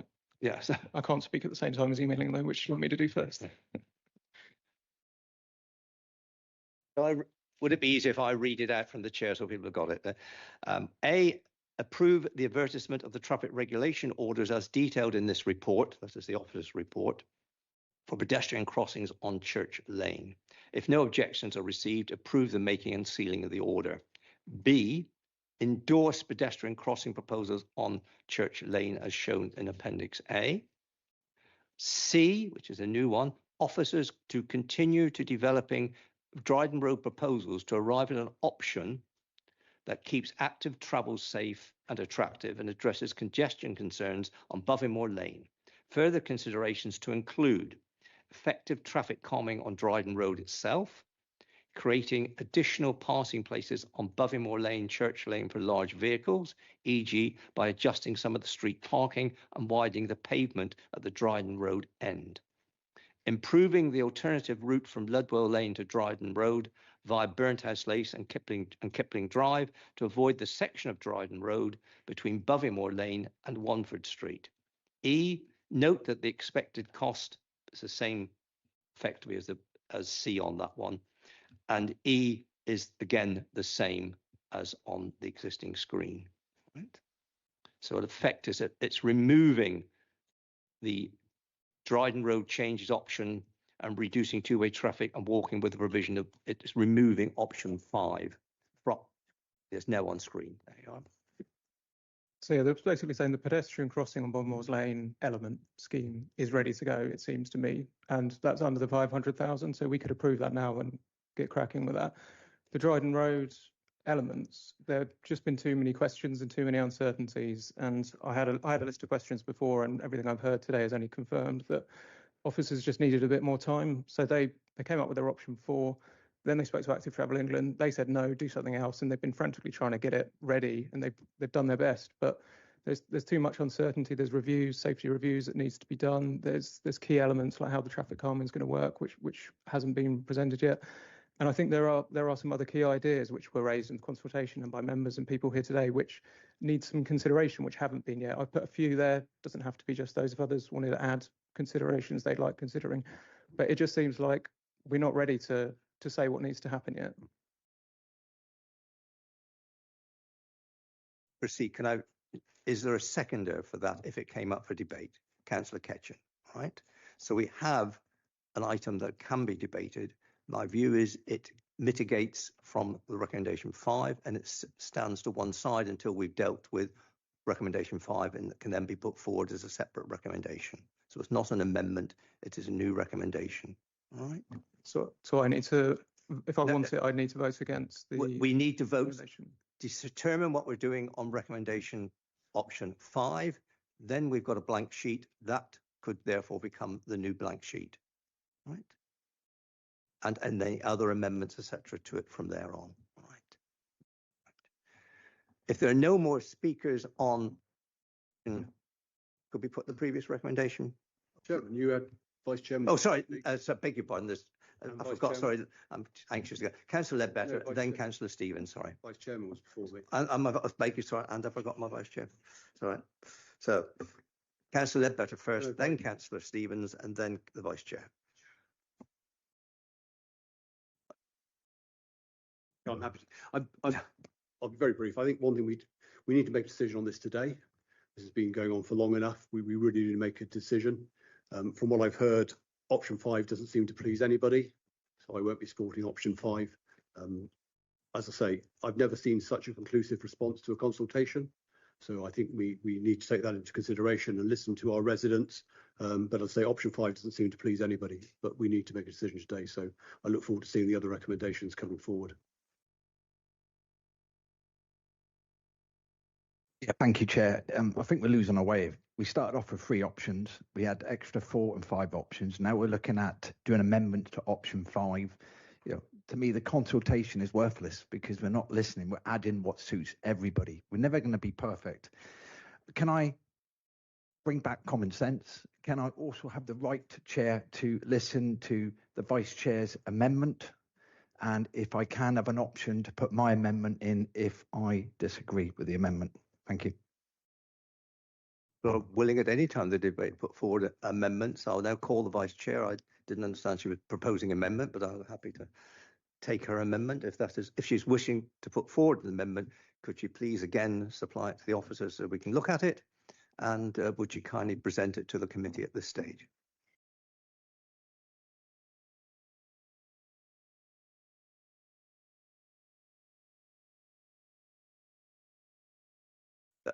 So,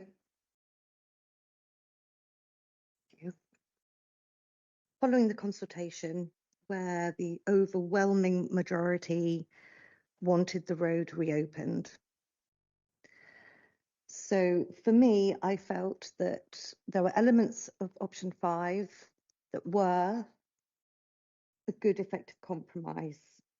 However, we do not want to be throwing and kicking that can down the road any further. So therefore, I propose the following amendments to option 5. That the committee approves the advertisement of the necessary traffic regulation order to revoke the existing prohibition of motor vehicles on Dryden Road and to decrease the speed to 20, subject to consideration of any objections received, approves the making and sealing of these orders. This needs to be actioned and agreed upon by committee today, reintroduce two-way traffic with walking. B, following an evaluation of crossing requirements and liaison with A&E staff and ambulance staff using the A&E access from Bovymore, a decision delayed to be made regarding potential crossing points, including the removal of public parking at Upper Bovymores following the reopening of Dryden Road. C, that the cost limits are held within the accountability and approval of Exeter Hattock and not to exceed expenditure resulting in referral to CCI. The officers continue to seek external funding opportunities to improve cycling provision associated with E9 route and to ensure that there is a safe, controlled crossing between DPT Hospice Care main entrance and DPT Cedars and PQ entrances. And D, as it stands. Is there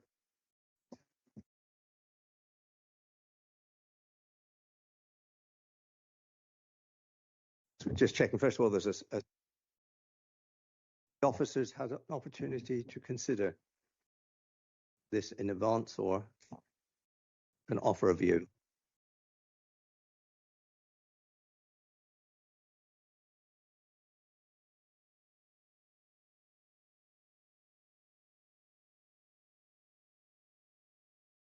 I think option C still needs funding approval of some sort from the CCA.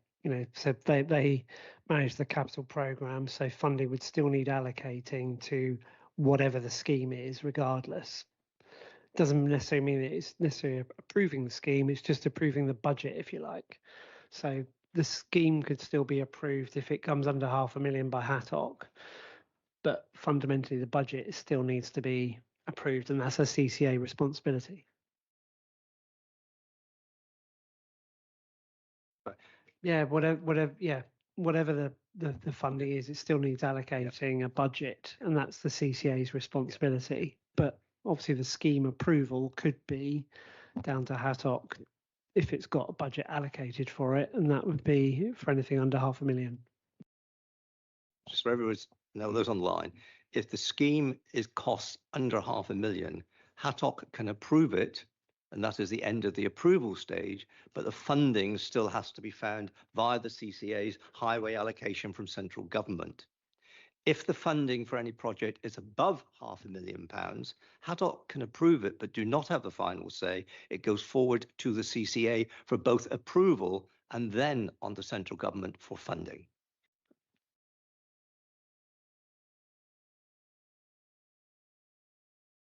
Could you please clarify, Vice Chair, because to what extent this isn't, and what are you removing from recommendation relating, is this to the recommendation that we're considering at the moment, or to what extent it is a new resolution rather than an amendment? How does this sit aside? It's new. Yeah. So this is another option in effect. Yeah. All right. Yeah. So therefore, this is not an amendment to option 5. This is a new recommendation when we come to consider it. Is there a seconder for this? Yes, Councillor Hill. So it is a valid amendment stroke resolution to be considered, but not at this stage because it doesn't sit alongside.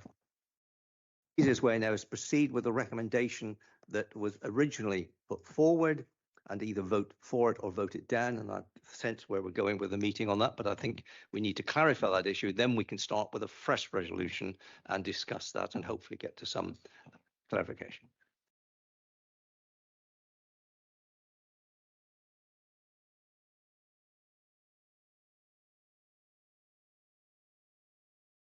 Yes, sorry. We're waiting for the technology to catch up with us.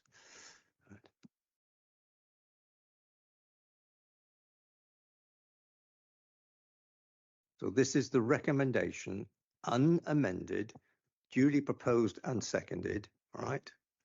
All those in favour of the recommendation, please show. So it's just myself as chair, two for. Those against, 1, 2, 3, 4, 5, 6, 7. Abstentions, 2. So that recommendation is duly lost. So we are not proceeding with option 5 as presented to the committee. We now have to start with a new recommendation coming forward. And if we take them in the order they've been received, that'd be Councillor. Let's wait for the committee. You can present it. We have a further one.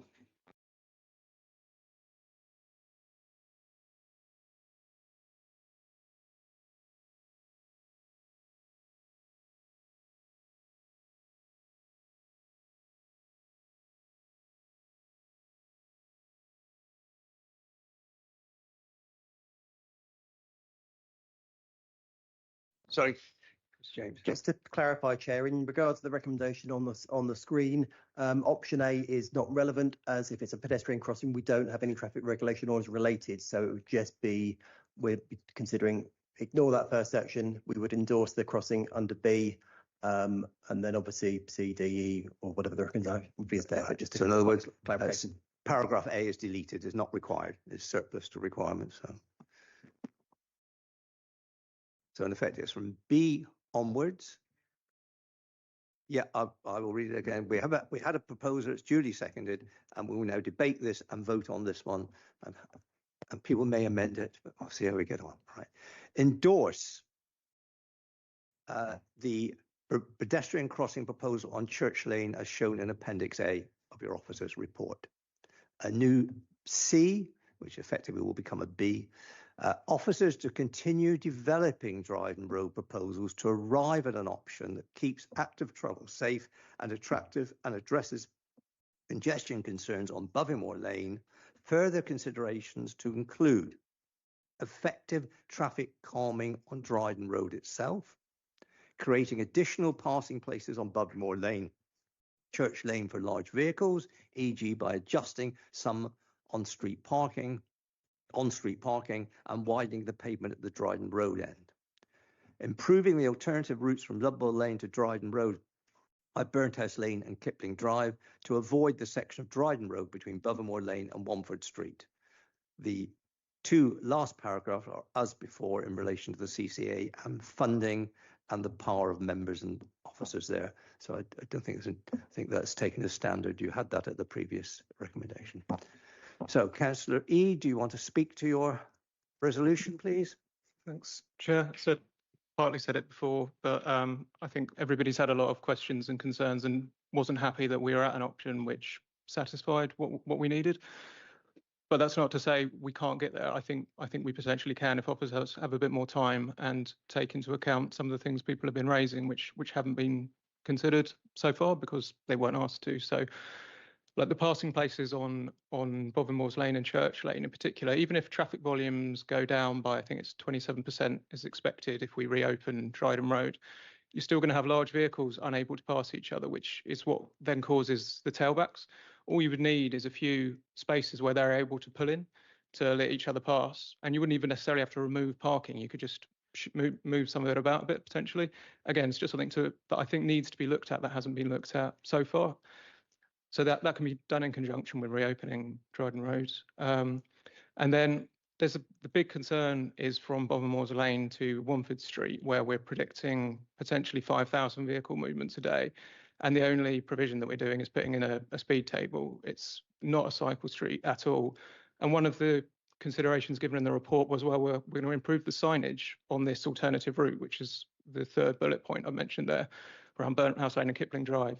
But the trouble with that at the moment is it's not very safe at the moment. If anything, it's less safe because there's a number of roundabouts to negotiate and potentially large traffic volumes. So I understand that the officers have looked at this previously and have come up with options for improving this section. So a lot of the work, I think, might have been done on this already. And so that could be a way of negating the issues that we potentially might be unavoidable on that eastern bit of Dryden Road. If there's just not enough space to make it a cycle street, well, at least we can direct people around. And yeah, so Active Travel England suggested a cycle street, but obviously we've had to do a lot of work and the work still isn't finished on what that's going to look like. So I think we need to get them involved with when the proposals are further developed, and so they can confirm, yeah, this is fine, and then I'll be happy to progress with it as long as they're saying it's still acceptable for active travel. Like I say, if other councillors have things that they think need to be considered, it's not tying us to them, but things they'd like officers to consider, I'd be happy to accept those as modifications to the amendment. Yeah, I think that's enough for now. Thanks. Could I just ask for a point of clarification, which isn't stated there? Is the assumption behind this that Dryden Road is open to two-way traffic? Because at the moment, there's no reference to the consultation and the results of the consultation. It's just implying that further work is done. And I'm not sure if the officers have got a clear direction in which way they should be working and what the principles are. Is it two-way cycling and safe pedestrians, as the committee said earlier, or is it effectively starting with a fresh piece of paper again? Shall I answer that, Chair? Yeah, the assumption is progressing what they've started, option 5 with the two-way traffic, to make sure that we can get to a safe option which is acceptable for active travel. But that's the assumption building what we've got so far, option 5. Councillor Powell. Can I ask a point of clarification? So just on the third bullet point under C, which would now be B, does that mean improving the alternative cycle route from Ludwell Lane to Dryden Road? Yes, it does. So happy to add that in if it helps with clarity. But it's an alternative route that was mentioned in the report.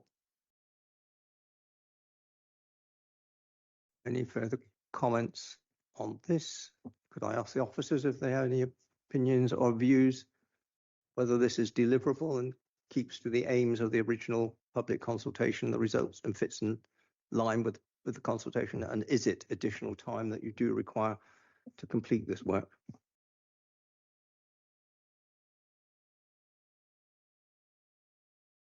I guess the only comment is I don't think it does fit with the consultation outcomes.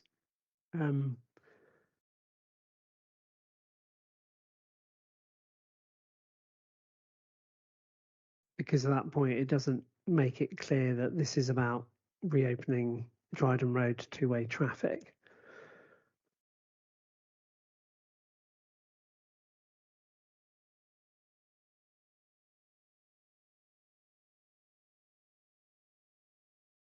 Yeah, and it would certainly drag out the time frame which was set out in the report in terms of process and time it would take to get all these recommendations through. To clarify again, in your earlier report, you did say whichever option the committee went for, the published options, not new options, that there was that they could fit within the timescale of delivery that you set out for your preferred option 5 at that stage. That's correct. Yeah. Yes.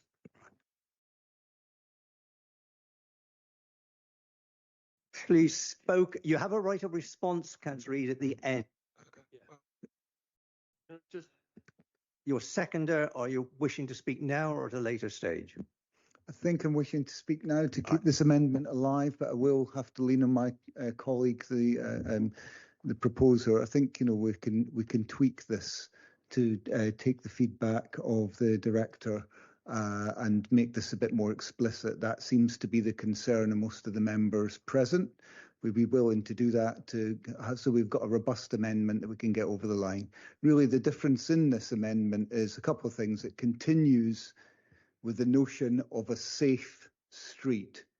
The other proposal that we've heard, which is ripping everything out because it's free, does not speak to the public's concerns and the 2,000 people that wrote in. They were offered safe options, is what they were offered. And removing everything is not being put forward as a safe option. It's about having a strategic cycleway in some shape or form. We will work that through in the committee. We will get there by the end of this meeting shortly. But ripping everything out isn't true to the consultation because the public were offered something safe. This is an attempt at something safe. It's an attempt at moving things into Kipling Drive, which is part of the LC Whip, and it's also acknowledging opening up Dryden Road as seems to be the mood music today, albeit it just needs a bit more finesse because of these tweaks. So if we just acknowledge that this is a version of the safer street, is that right? Yeah, the cycle street. But with these tweaks to solve the problems at the bottom of Dryden Road and takes into account some of Councillor Pole's ideas, I think it's sort of quite in keeping with that. We can tweak some words there to make that more explicit. Was next. Yeah, thank you. What, you taking the clarification first or me first? Your clarity or just? I'll contribute. I think contribute to the debate and then what's your point of clarification? Secretary just said this will reopen Dryden Road. Can we just ask when that will happen? Will it be immediately?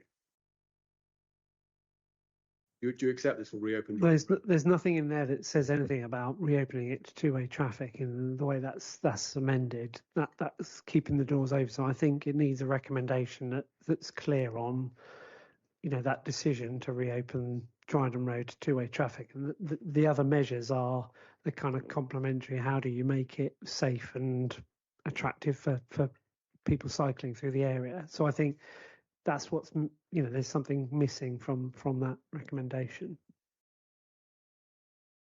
The TRO, fundamentally, yeah.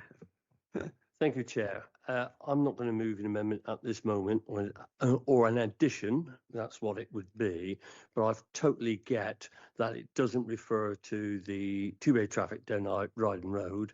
And for this to go forward, I feel sure somebody will bring an amendment to say that. All I'm trying to put a little bit of healing on this problem is I'm certainly not suggesting that we rip anything out. And that's emotive language, which I'd rather not use. I'm not suggesting ripping anything out. I'm suggesting that people will have to learn to cohabit. And in a place like Exeter, Chair, a very old medieval town, roads are very small. We have to learn that there are cycle users, road users and pedestrians. And the sooner we get that in our heads and give way and work together, I think we can get on well. And Councillor Stevens mentioned Exbridge. I come along Exbridge. Nobody talks about Exbridge and the dangers of coming across Exbridge on a push bike.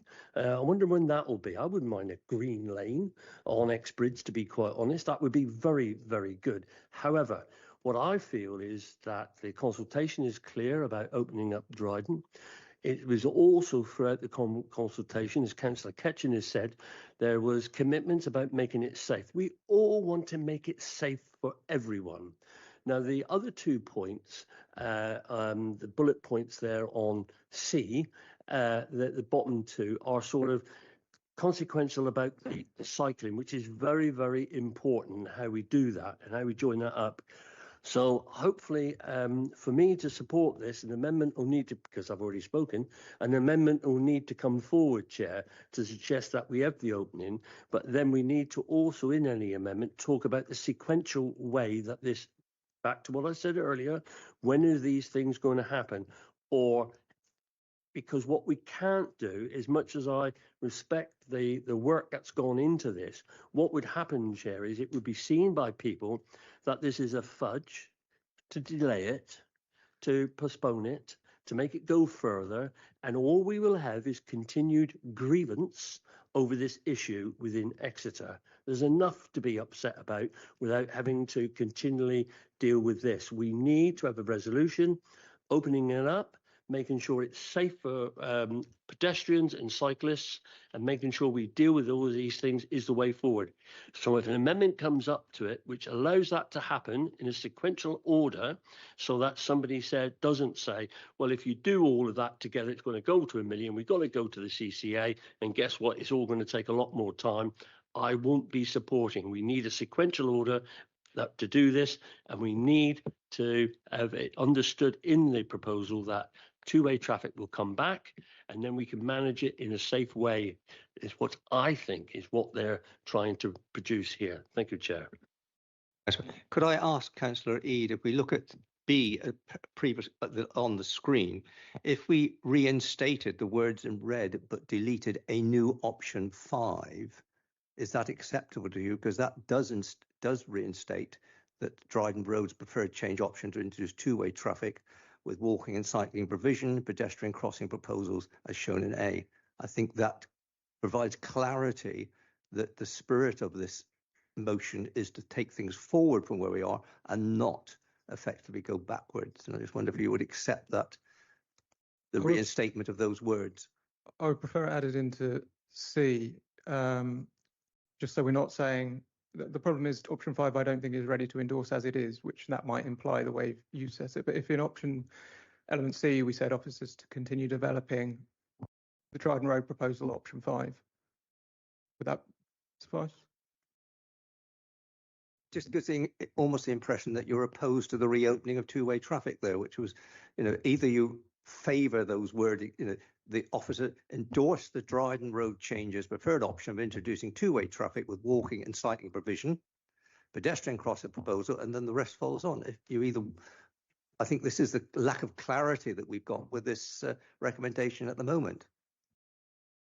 And if, So it's the happy with the principle as long as that isn't read as option 5 is fine how it is. No, option 5 is the wording, a new option 5 would be taken out. All I'm suggesting is you're endorsing the principle of the result of the public consultation that Dryden Road endorsed the Dryden Road changes preferred option of it hasn't said which option of 3 or 4 or 5 or 6 or 7 it's going to be, but the option that relates to two-way traffic with walking and cycling provision. I think that provides the point that Councillor Barlett was saying. Otherwise, it seems to be in the middle of nowhere. As it is an option, isn't it? Yeah, and I've just if I can just go back to the officer, I come to Councillor Stephen, does that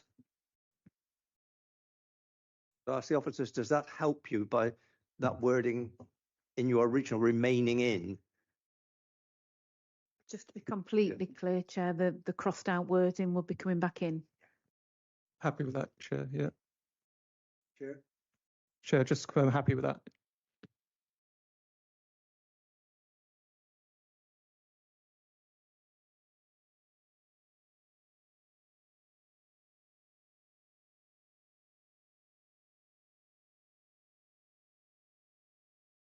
Resolve the issue that the officer raised. Point of clarity, but when? It's open-ended, isn't it?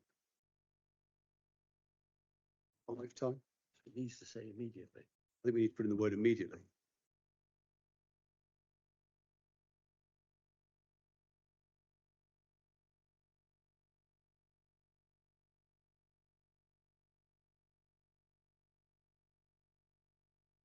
Councillor Ledbetter, does this recommendation impede the timescale that you previously set out to the committee to deliver a scheme? Or do we take that continuing to develop proposals as what you will be doing anyway?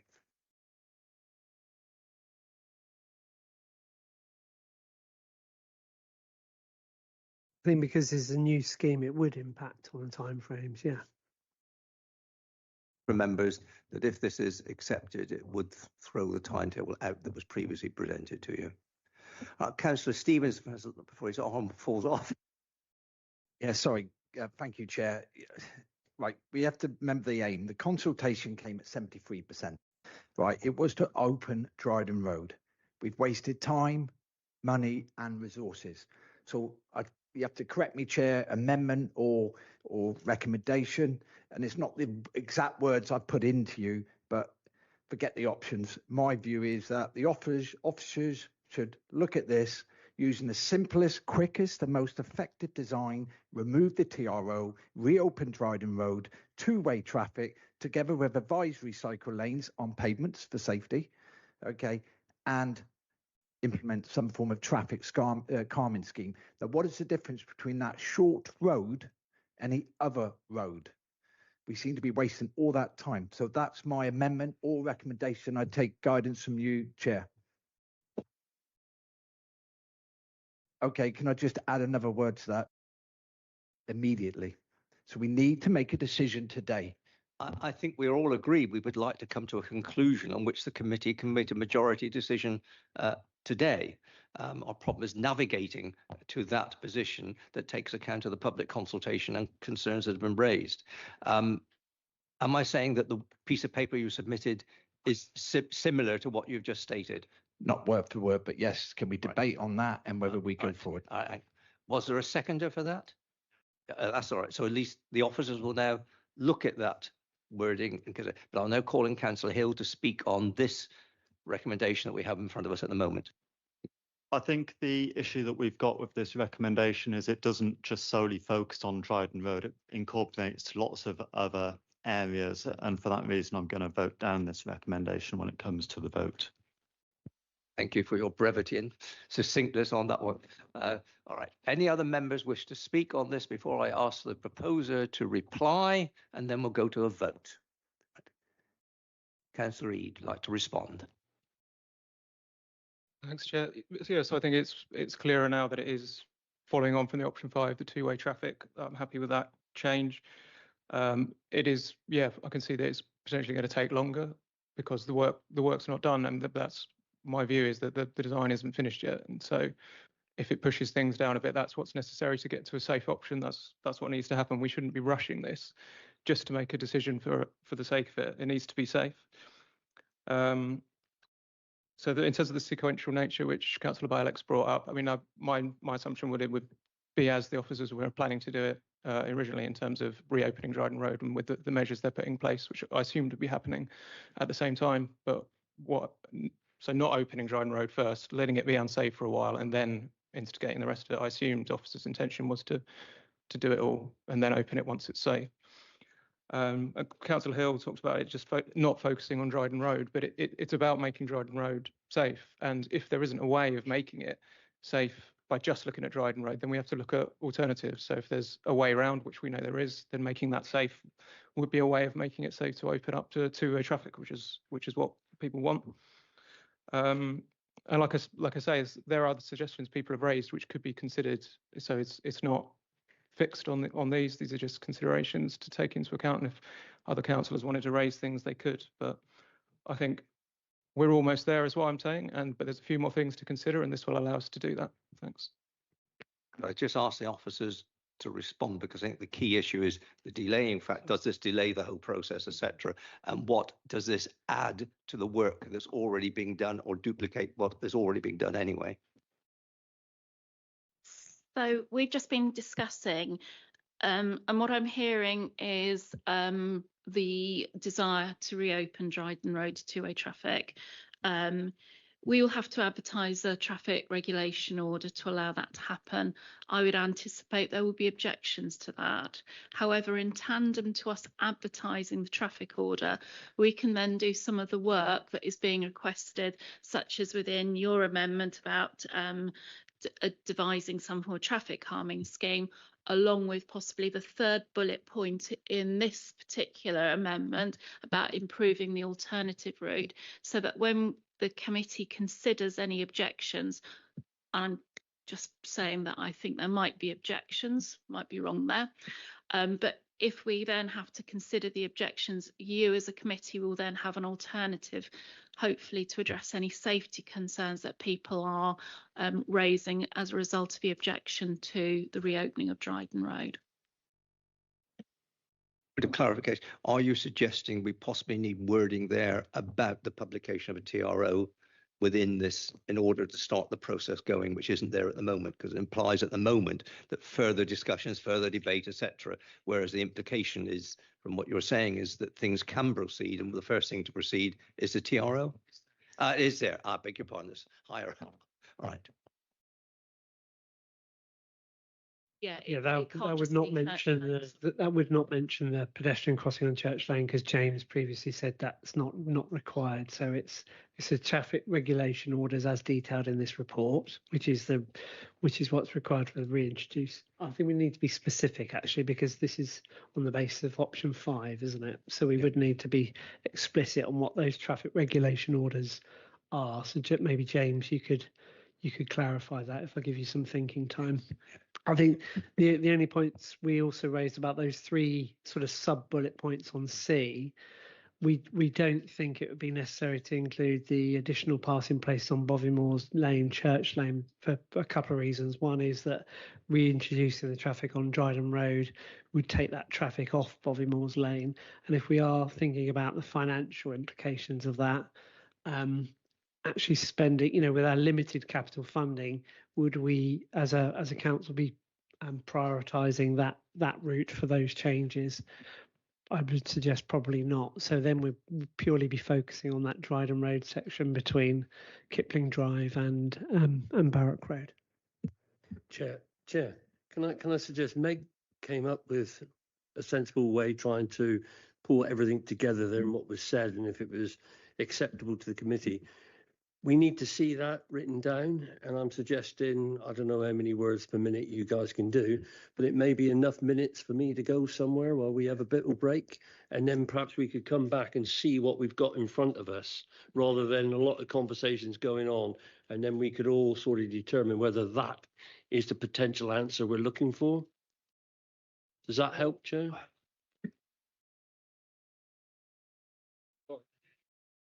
But I'll call Councillor Pell before I make an adjudication on your comment. I think we do need that little break. Yes, Councillor Pell. Yeah, just a point of clarification on that 3rd bullet point that Meg referred to. So the provision of the E9 cycle route between Kipling Drive and Ludwell Lane, is it? That is already in the LC whip. That is already provided for as a quiet route and new provision. So I don't. I'm unclear why there needs to be any improvement to that route, because it's already blue and orange on the LC whip. So why do we need any? Why do we need to include that in the? Why would that be prioritised? Sorry. A point of order, Chair. I believe that this debate is already over. We've heard from the mover of the motion. We've heard the reply. So can we move to a vote, please? The situation is that we have an amendment before us, right? It is suggested that further wording and advice from the officers and members have said that additional wording might be required to this that might make it a satisfactory vehicle around which the committee can coalesce. My worry is that if we vote at that stage without listening to the officers and taking wording into account, we'll either vote for something that cannot be delivered or against something and start yet again with a blank sheet of paper and I think we're as close as we can at the moment to coalescing around something, but the additional wording needs to be in there to reassure everyone of the direction we're going and the speed at which we're going and what other factors need to be taken into consideration. So Councillor Eade would meet with the chair and the officers for a moment. We will break for 5 minutes, we would hope, to come back and see if there's an agreed wording that Councillor Eade is willing to accept, that the officers are willing to work with, so that we've got something we can then put to the vote. Sorry. My point of clarification on the existing provision that is already in the LC whip. I think the officers noted that, and I was hoping that would come out in the meeting, the short adjournment we will have on looking at the wording of that to ensure everything is compromised. When I come back, we're still in a position to take any further amendments that Councillor Stevens wants to this particular recommendation. Right. Councillor Stevens has got a separate recommendation. Yeah, yeah, but we haven't. Okay. Yeah, it's as a chair, I've got to say, does it build on what is there, or is it something taking us in a different direction? I think at this stage it's taking us different. Let's clear this one first, and that's the next one in order. Right. Minute recess.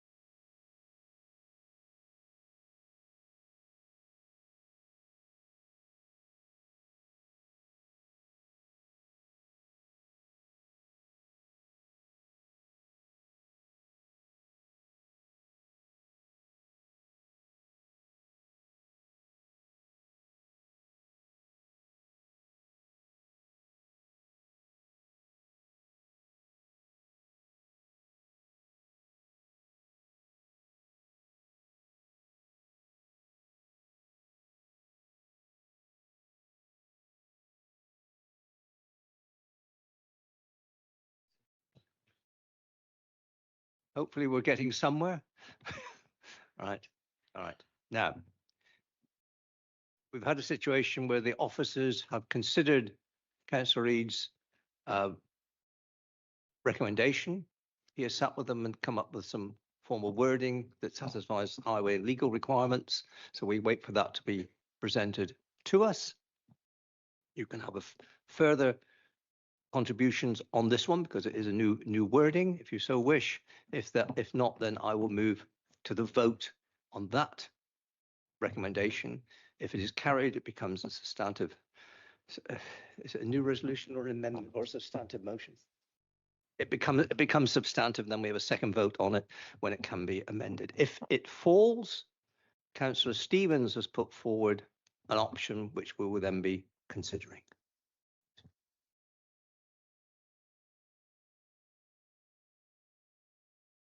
Which year? So, that the committee be asked to approve the advertisement of the traffic regulation order to revoke the prohibition of motor vehicles and extend the 20-mile-an-hour zone on Dryden Road, and if no objections are received, approve the making and sealing of the order. That's effectively the reopening of the road. Endorse the installation of a pedestrian crossing proposal on Church Lane. Ask officers to continue developing proposals on Dryden Road to create a scheme that keeps active travel safe and attractive whilst addressing congestion concerns on Bovymore Lane, including the consideration of, and consideration doesn't mean that's going to happen as a consideration, of effective traffic calming on Dryden Road, additional passing places on Bovymore Lane, Church Lane, improving the alternative cycle route from Ludwell Lane to Dryden Road, with a final decision on the proposals agreed to return to a future HATOC. Note, and the same paragraph as before, note that if the cost exceeds HATOC's approval threshold of £500,000, approval to construct the scheme as described in B&C will be subject to a decision by the combined authority. Given delegated authority to the Director of Climate Change, Environment and Transport in consultation with the Chair of HATOC and the local members to make minor amendments to the scheme detailed in advance of its presentation to the DCCA. And the point is, even if the scheme goes through as approved, a scheme is approved, funding still has to be found within the capital scheme budgets we've got available. All right. So, Councillor Eade, are you happy to accept that wording? And your seconder is happy to accept the wording. Right. Councillor Bayer. Question. Yes, thank you. Yes, and it is you can tell a lot of councillors have been involved in the construction of this, and I get it. Now, dealing with point A, let's make it perfectly clear. Approve the advertisement of the traffic regulations order. So that's not part of the scheme costs, is it? In other words, that will start happening. And you said earlier, Meg, which sort of warned me to it, whilst the consultation of that is going on, we are dealing with B, C, D, and E down there with a view of bringing an overall package to discuss, because we have to discuss the traffic order and what other, if there is, and perhaps there won't be any objections to it. Yeah, right.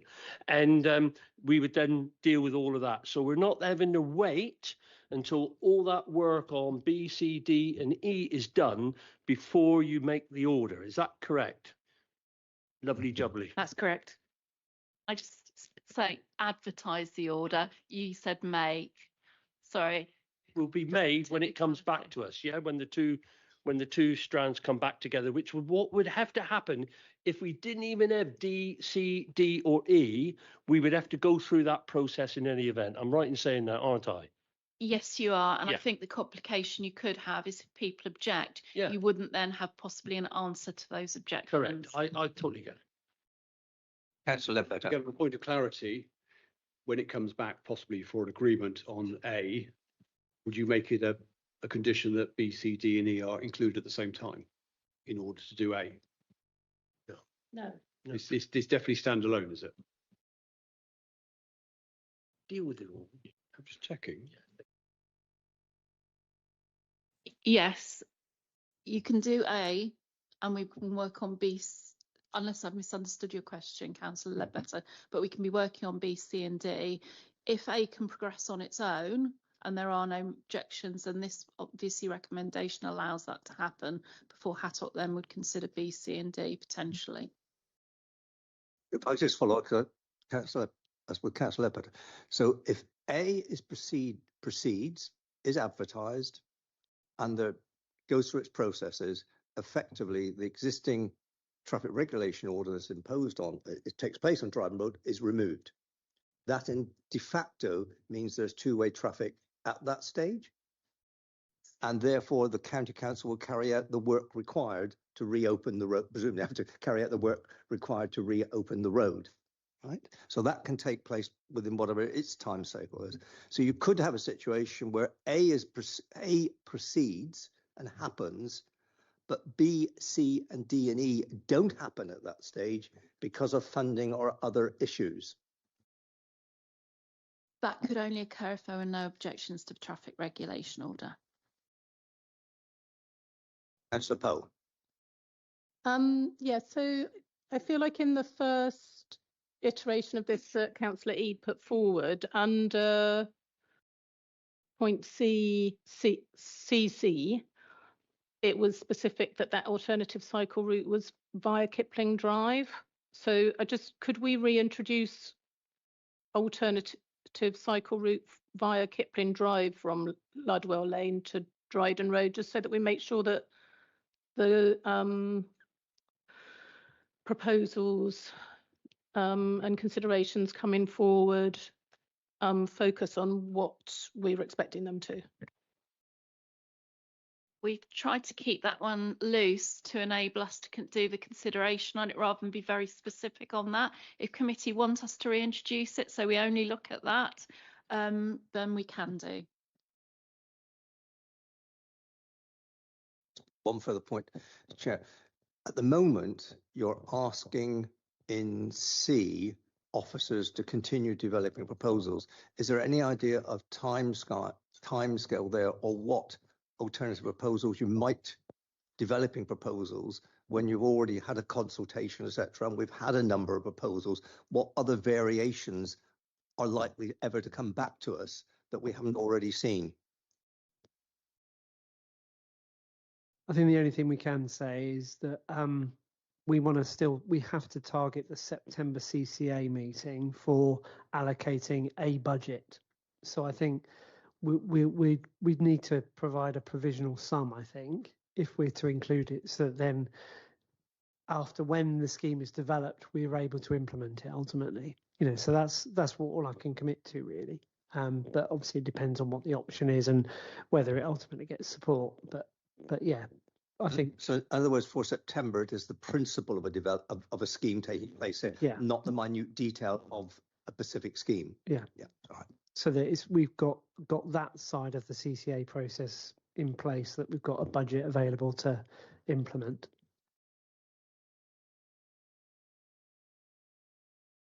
Wish to speak on this matter? I'll move to the vote. Oh, I guess Violet getting excited. move to the vote on this matter. So the position is, if a majority vote for this, it then becomes a substantive motion, and then we have to vote for it again for it to become the resolved item. At that stage, I can take any further amendments to this one. If it is voted down, elements of it, for example, I know a lot of people are keen on elements of that could remain, etc. And when we can discuss Councillor Stevens's amendment or resolution, that's it, if this is voted down. Right. So is that as clear as we can make it? Yeah. All right, thanks. So you've got it on screen. I don't intend to do another reading exercise. So could I please have a show of hands, all those in favour of the resolution as shown on screen, please show.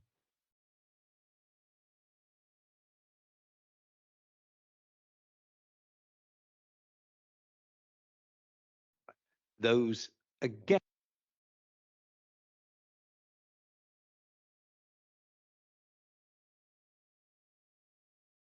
That resolution is lost.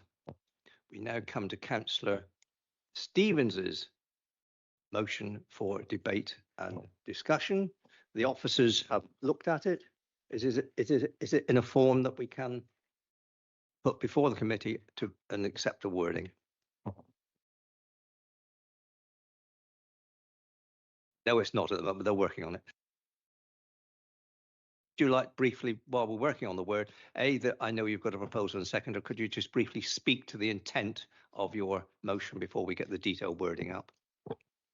Okay, so my intent is basically to, we have 73% opening Dryden Road. I've already said this: time, money, resources. I agree with safety. I agree with cycle exit and all that, but we need to implement this now. We need to forget the options, using the simplest, quickest, most effective design, remove the TRO, reopen Dryden Road, two-way traffic, together with advertising the cycle lanes on the pavement or some safety. That's for you to come back to that. But right now, and implement traffic calming. So that's my simplest, most efficient, low cost money. We don't have the money. And every time you say we go back to the Cycle England, what's it called? Active travel. To me, we need to make that decision here today, and that's all I can say. And once again, I do thank the officers for your time. I think that's pretty much. I think that's similar to what we just put up as an option. In that, I think our concerns are that Travel England won't support cycling on pavements or the the options that we've discussed. It was part of option 4. It wasn't supported. So again, there'd be an issue around the funding for that. So I guess the option that we put up previously was to do that, to get the traffic order in place for reintroducing two-way traffic, and to find maybe it's around the cost, a solution for those, for making a safe, attractive cycle route. Come back, yes. Chair, yeah, Officer Hullen, yeah, I totally agree, but it's all about the money. So we haven't got the money, and this is pushes it all up. But we will have to contribute as well. If we go to active travel, they're not going to pay for the full lot. It's just we need to just be simple, keep it sweet. I think it's worth mind that paragraph A that was in the previous recommendation would still have to be carried forward in your recommendation. So we're still working, which effectively what that was doing, removal of the existing traffic order and reinstatement was what A was about. And then B, C and D were building on that in relation to proposals. So what you're suggesting is quite similar to what we've just voted on. And I would suggest that the wording that was in A is transposed across to your recommendation, because that is a way of removing the traffic order and so that things can matter. I think we have to do a little bit of work on the remainder of what else you see happening post at the same time, but only can be enforceable after the traffic order has been lifted. Now, I got Councillor Ketchen. Could I ask remind me who your seconder was again? Yeah. Do you wish to speak at this stage or later? I'll speak later, thanks. All right. So I know that. All right.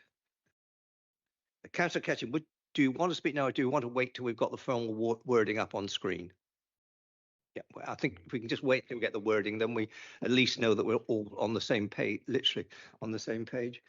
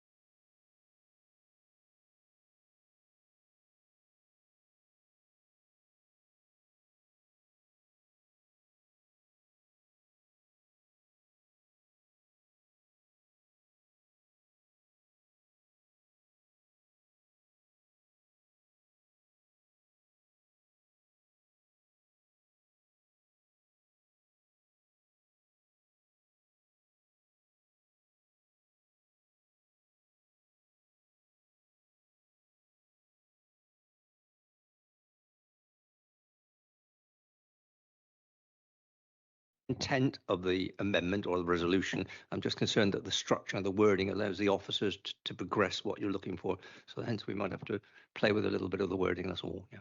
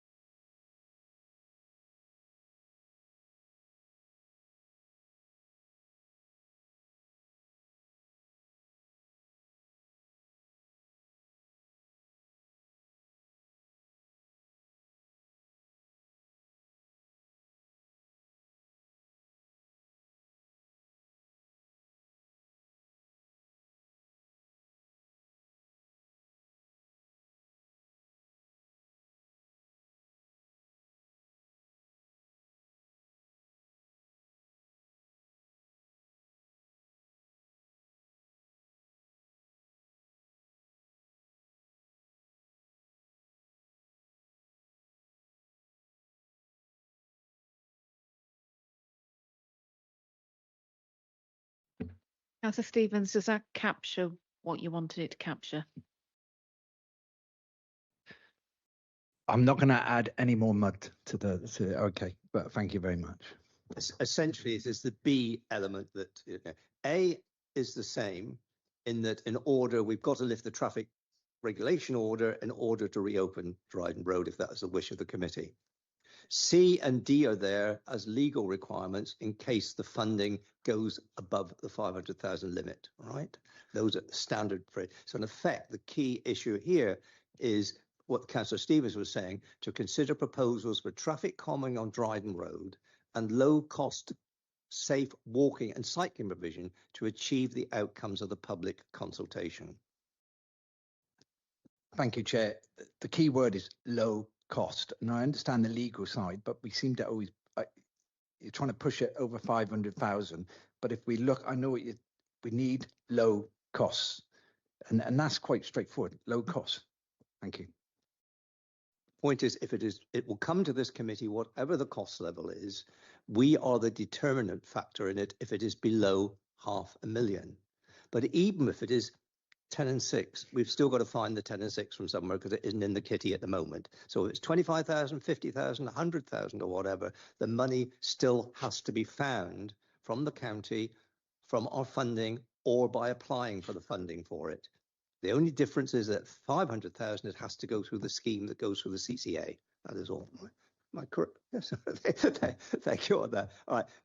Councillor Now you have the resolution in front of you. I think Thank it's you. better able to debate. So this common sense would tell me this is the worst outcome for all the people that wanted action today, because this is kicking the can down the road. The officers have worked up until the 11th hour to bring the scheme forward to us, and now we're saying that that scheme's not good enough because they've got to go away and make it cheaper magically somehow.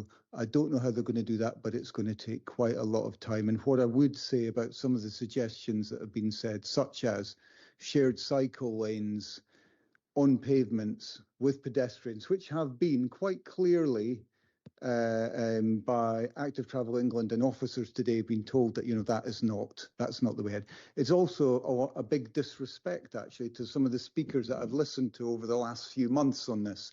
Speakers such as people from the Royal Institute for the Blind who tell us it's quite frightening when cyclists are on the same pavements as them, and now we're saying to those same people, oh, I'm sorry, but on this particular street that's acceptable. Well, it wasn't acceptable on Rifford Road. We were asked to go away and look at that again, and the officers did. And why is it suddenly acceptable now? I think this is a huge disrespect to the people who filled out the consultation and were shown real options about safety, and, you know, as Councillor by Alex said earlier, you know, trying to Exonians working together, you know, where cyclists and cars can sort of mix in a sort of a genuinely sort of safe way. This is an attempt to sort of brush it all aside, all the good work aside, and what it really does do is delay everything. You know, we just had a motion talked down because it might be delayed a couple of months. I mean, this is like asking the officers to start again on what sounds to me like an impossible task with a very bad outcome for everyone, and all in the name of not spending money that we do have, national money that has been offered to Devon to do some good work with. And what we're being told is in Exeter, we're not good enough. We don't deserve that money spent on our infrastructure, on our residents who've made some very, very strong proposals about what they view as safe. So cheap doesn't necessarily mean safe. Cheap means cheap. And I'm appalled. I'm appalled to see this come forward when the motion that just preceded it was about spending money well to get a balanced outcome. This is about doing something cheaply, to do it badly, to disregard and disrespect the consultation that we have just poured over. Thank you, Councillor Ketchen. Any other contributions? I know. Oh, Councillor Game. Yes, from reading Councillor Stevens' recommendation, this seems to me that rather than kicking anything down the road and using the cans, it seems to be expediting the road opening, which is addressing the 73% of what people wanted, but at the same time considering other options, as mentioned in the reports, which our officers have worked so hard for. There's no indication of cycling on pathways, and certainly as it's my area and I'm the elected member of this area, I would not be allowing cycling on pathways, but there are other designs which have been brought up, and to me this seems more like a stepwise approach. And in relation to the national money, that's still taxpayers' money, so it's regardless of whether it's national or local, it's still coming out of our tax. So we do need to be making sure, as Councillor Stevens says, that we're getting value for money, and it's about proportionality and relating that to the size of the road. So Hill. I'd just like to say that I support this motion because it is actually just focusing on Dryden Road. The motion previous was focusing on anything but Dryden Road, it seemed. Dryden Road was hardly even mentioned in the first amendment of that motion, and this is exactly what we're here to vote for. All those other things in the previous motion can come back to HATOP to be discussed separately at a later date. So this isn't kicking the can down the road for Dryden Road at all. And I'd also like to say that there are lots of roads in Exeter that are 20 miles an hour without cycle lanes at all. and they're perfectly safe. Goodbye, Alec. For whom the bell tolls. Right, just to say, I had great fear of opening my social media maybe tomorrow and being trolled by all those people who were pro cycles and everything. Why did you vote for that? Now I'm fearing I'm going to be trolled by the other group now. Why did you vote against that? If you understand what I mean. Look, the last proposal was A, was C, and was D. The issue here is B. That's what we're talking about. And I agree with what Councillor Ketchum was saying. B wipes out and says, we don't care about what you said about all these other things. We're almost in I'm going to say it, a Brexit situation. The majority rules, the notable minority, forget it. You got no say. Well, that is absolutely wrong. And I think Exeter is a bit better than that. I think we are a bit more inclusive. I think we can work together. I don't know. That is the only reason why I won't be supporting this is I think B does not cover enough of what we need to do. So even with this proposal, you've got the traffic order going here in consultation on that, and we'll come back here. And we would have, but it's the same in this. I mean, what work's going to be done on this? All this is going to delay and go further up there. We could have worked on that, and we could have came together to be able to come to a future meeting to say, this is what we want to do. You get the delegated authority from the CCA for the budget, and then obviously that would come to us as the HATOC to implement it. So before people start judging me right away that I'm against the reopening of Dryden Road, you've got me completely wrong. What I am against here is the total neglect of all the pedestrians and the cyclists who we cannot just say we're not listening to. And you're right, Councillor Ketchum, and go back to what I said. We've got to learn to live together in this city. We've got to learn to understand. I think there's a great future for this city, but then I would say that going forward. And I think if we ignore this opportunity, so I would ask the mover to reconsider some of the elements that we had in the B section of the former one, and I know it's gone, but that is the reason. I still think we've got A, C and D is what we wanted to do, what we came here to do, what I came here to do. I really now need to make sure that the interests of pedestrians and cyclists are included and protected with all of this. Thank you, Chair. Alec. Sorry, Councillor Stevens, you will have the right to reply at the end, right? So you'll be the last person to speak, and I'll just do a summation, make a point. Councillor Stevens, you were the Councillor Tony Stevens, you were the seconder. Unless there's anyone else who wishes to speak, I'll call upon you as a seconder to make any comments you wish at this stage. Oh, sorry, Councillor Pole, beg your pardon. Councillor, do you wish to speak before Councillor Pole or after Councillor Pole? Councillor Stevens. You're seeking advice. Low cost option. I'd like the other person to speak first. So. All right, so Councillor Pole first, then right. Can I hear Councillor Pole first? Yeah. Councillor Pole. Yeah, I just wanted to make reference to option 10 in the equality assessment prior to the consultation. And yeah, just speak up for the feedback that we did have from inclusive and other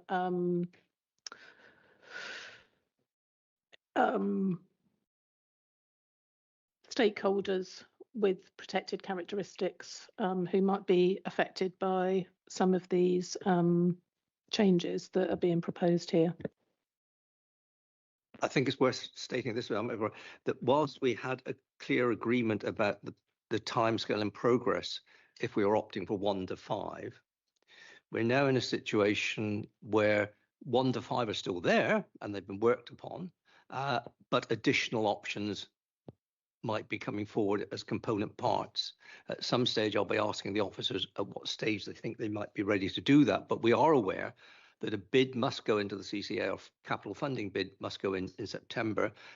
we must identify this scheme, potentially identify the scheme, even if we don't know the detail or the detailed costing at that stage, so it gets into the scheme program.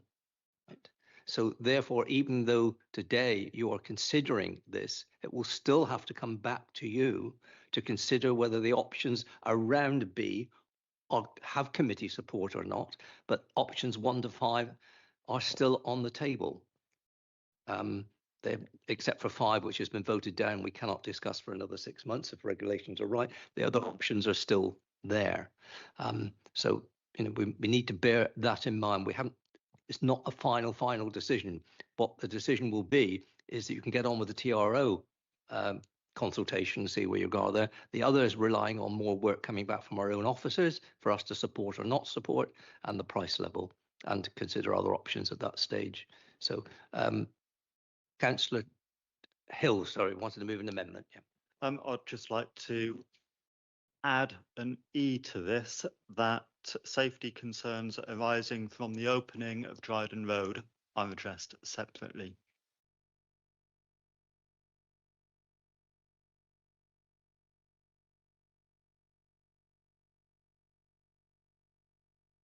That be a legal requirement that you cannot put forward any proposal that doesn't meet the safety criteria. That's correct, Chair. That's just what we were saying, that you wouldn't be able to do that.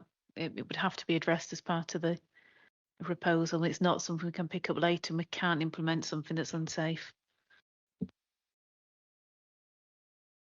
As in, when we open up Dryden Road, when members of the public come forward and say an unintended consequence was that there's more traffic on XYZ road, that those are addressed separately, as in extra crossings in other roads are addressed separately to opening Dryden Road to address Councillor Bialec's concerns.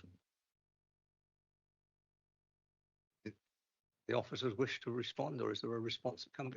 I believe that would be picked up in B, so that's part of the considering the continued calming, the safe walking and cycling provision to achieve the public consultation outcome. So I think that's already there within B. Okay, excellent. So Councillor Bialec's concerns are being addressed in that case. Any considerations for us at a future committee in relation to B must meet the safety criteria as set out within legislation, or officers would not be able to put them forward. They cannot put forward ideas that they would like. They can only put them that meet the legal requirements of the situation at that time. So you can be assured that what comes forward under B at a future date does meet those. No, you may question them and examine whether what they've investigated in relation to particular issues that might arise, and they should be able to give you a response at that time. Yeah. Excellent. Okay, thank you. Councillor Tony Stevens. Yeah, thanks, Chair. I won't raise the question I was going to raise because I think the debate's dragging on too long, and sort of would like to come to a conclusion somewhere along the line on this meeting. Thank you, Councillor Stevens. The motion is in front of you, as we point out. Sorry, Tony, beg your pardon, you've got the right to reply, beg your pardon, sorry. Yeah, thank you, councillors, and I respect everything you say. Maybe we could just reword something where it says low cost, which I totally respect. Maybe we could use the word value for money, but we're playing with words. So on paragraph B, value for money, and also appropriate safe walking and cycling. We're playing with words now.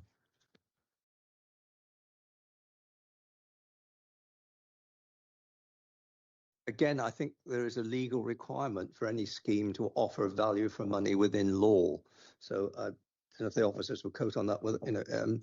Thank you, Chair. Cost effective. I don't know what the expression would be. It feels a bit like a certain German supermarket you're advertising for. Is there another form of words the officers might suggest that might get around that?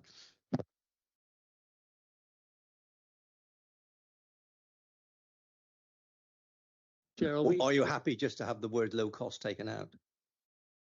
Yes, Chair. I got the impression that that is the intent that you're looking for. Yeah. I was happy with that. They have the understanding of what the intent was without the words low cost or discount or anything else being put in there. All right. Mr. Stevens, any further comments? Thank you, Chair. Thank you, officers and councillors. On the screen, you have the recommendation minus its low cost element, but clearly the officers have got the intent of it. I don't think there's any need to read it because A, C and D are the same as before. You voted down. We're now on to effectively around B. So if I could have a show of hands of all those in favour of this. 1, 2, 3, 6, 7, 8. 8, 4. Those against? 2. Abstentions? The chair.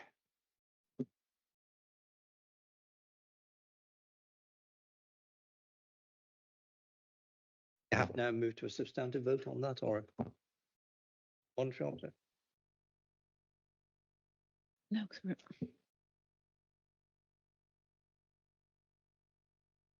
no, you've already voted that as being your new, so the others have failed, so you're good to go. No further vote on this matter is required. Thank you. Could I ask for the committee's indulgence for a second? We have further matters on the agenda. I am happy if the officers are and the members are to adjourn the meeting. So those matters, unless there's anything of urgency that can be not dealt with in the next few weeks, you have been here and the public have endured this for hour after hour of procedure wrangles, etc. We've got to a conclusion, whether people are happy with it or not, we've got to a conclusion. And I've suggested I adjourn this meeting so the other items are discussed at a future date to be determined by the officer within the next few weeks. Members are happy to support that? Please show. It means you can go home, you see. Right. Thank you.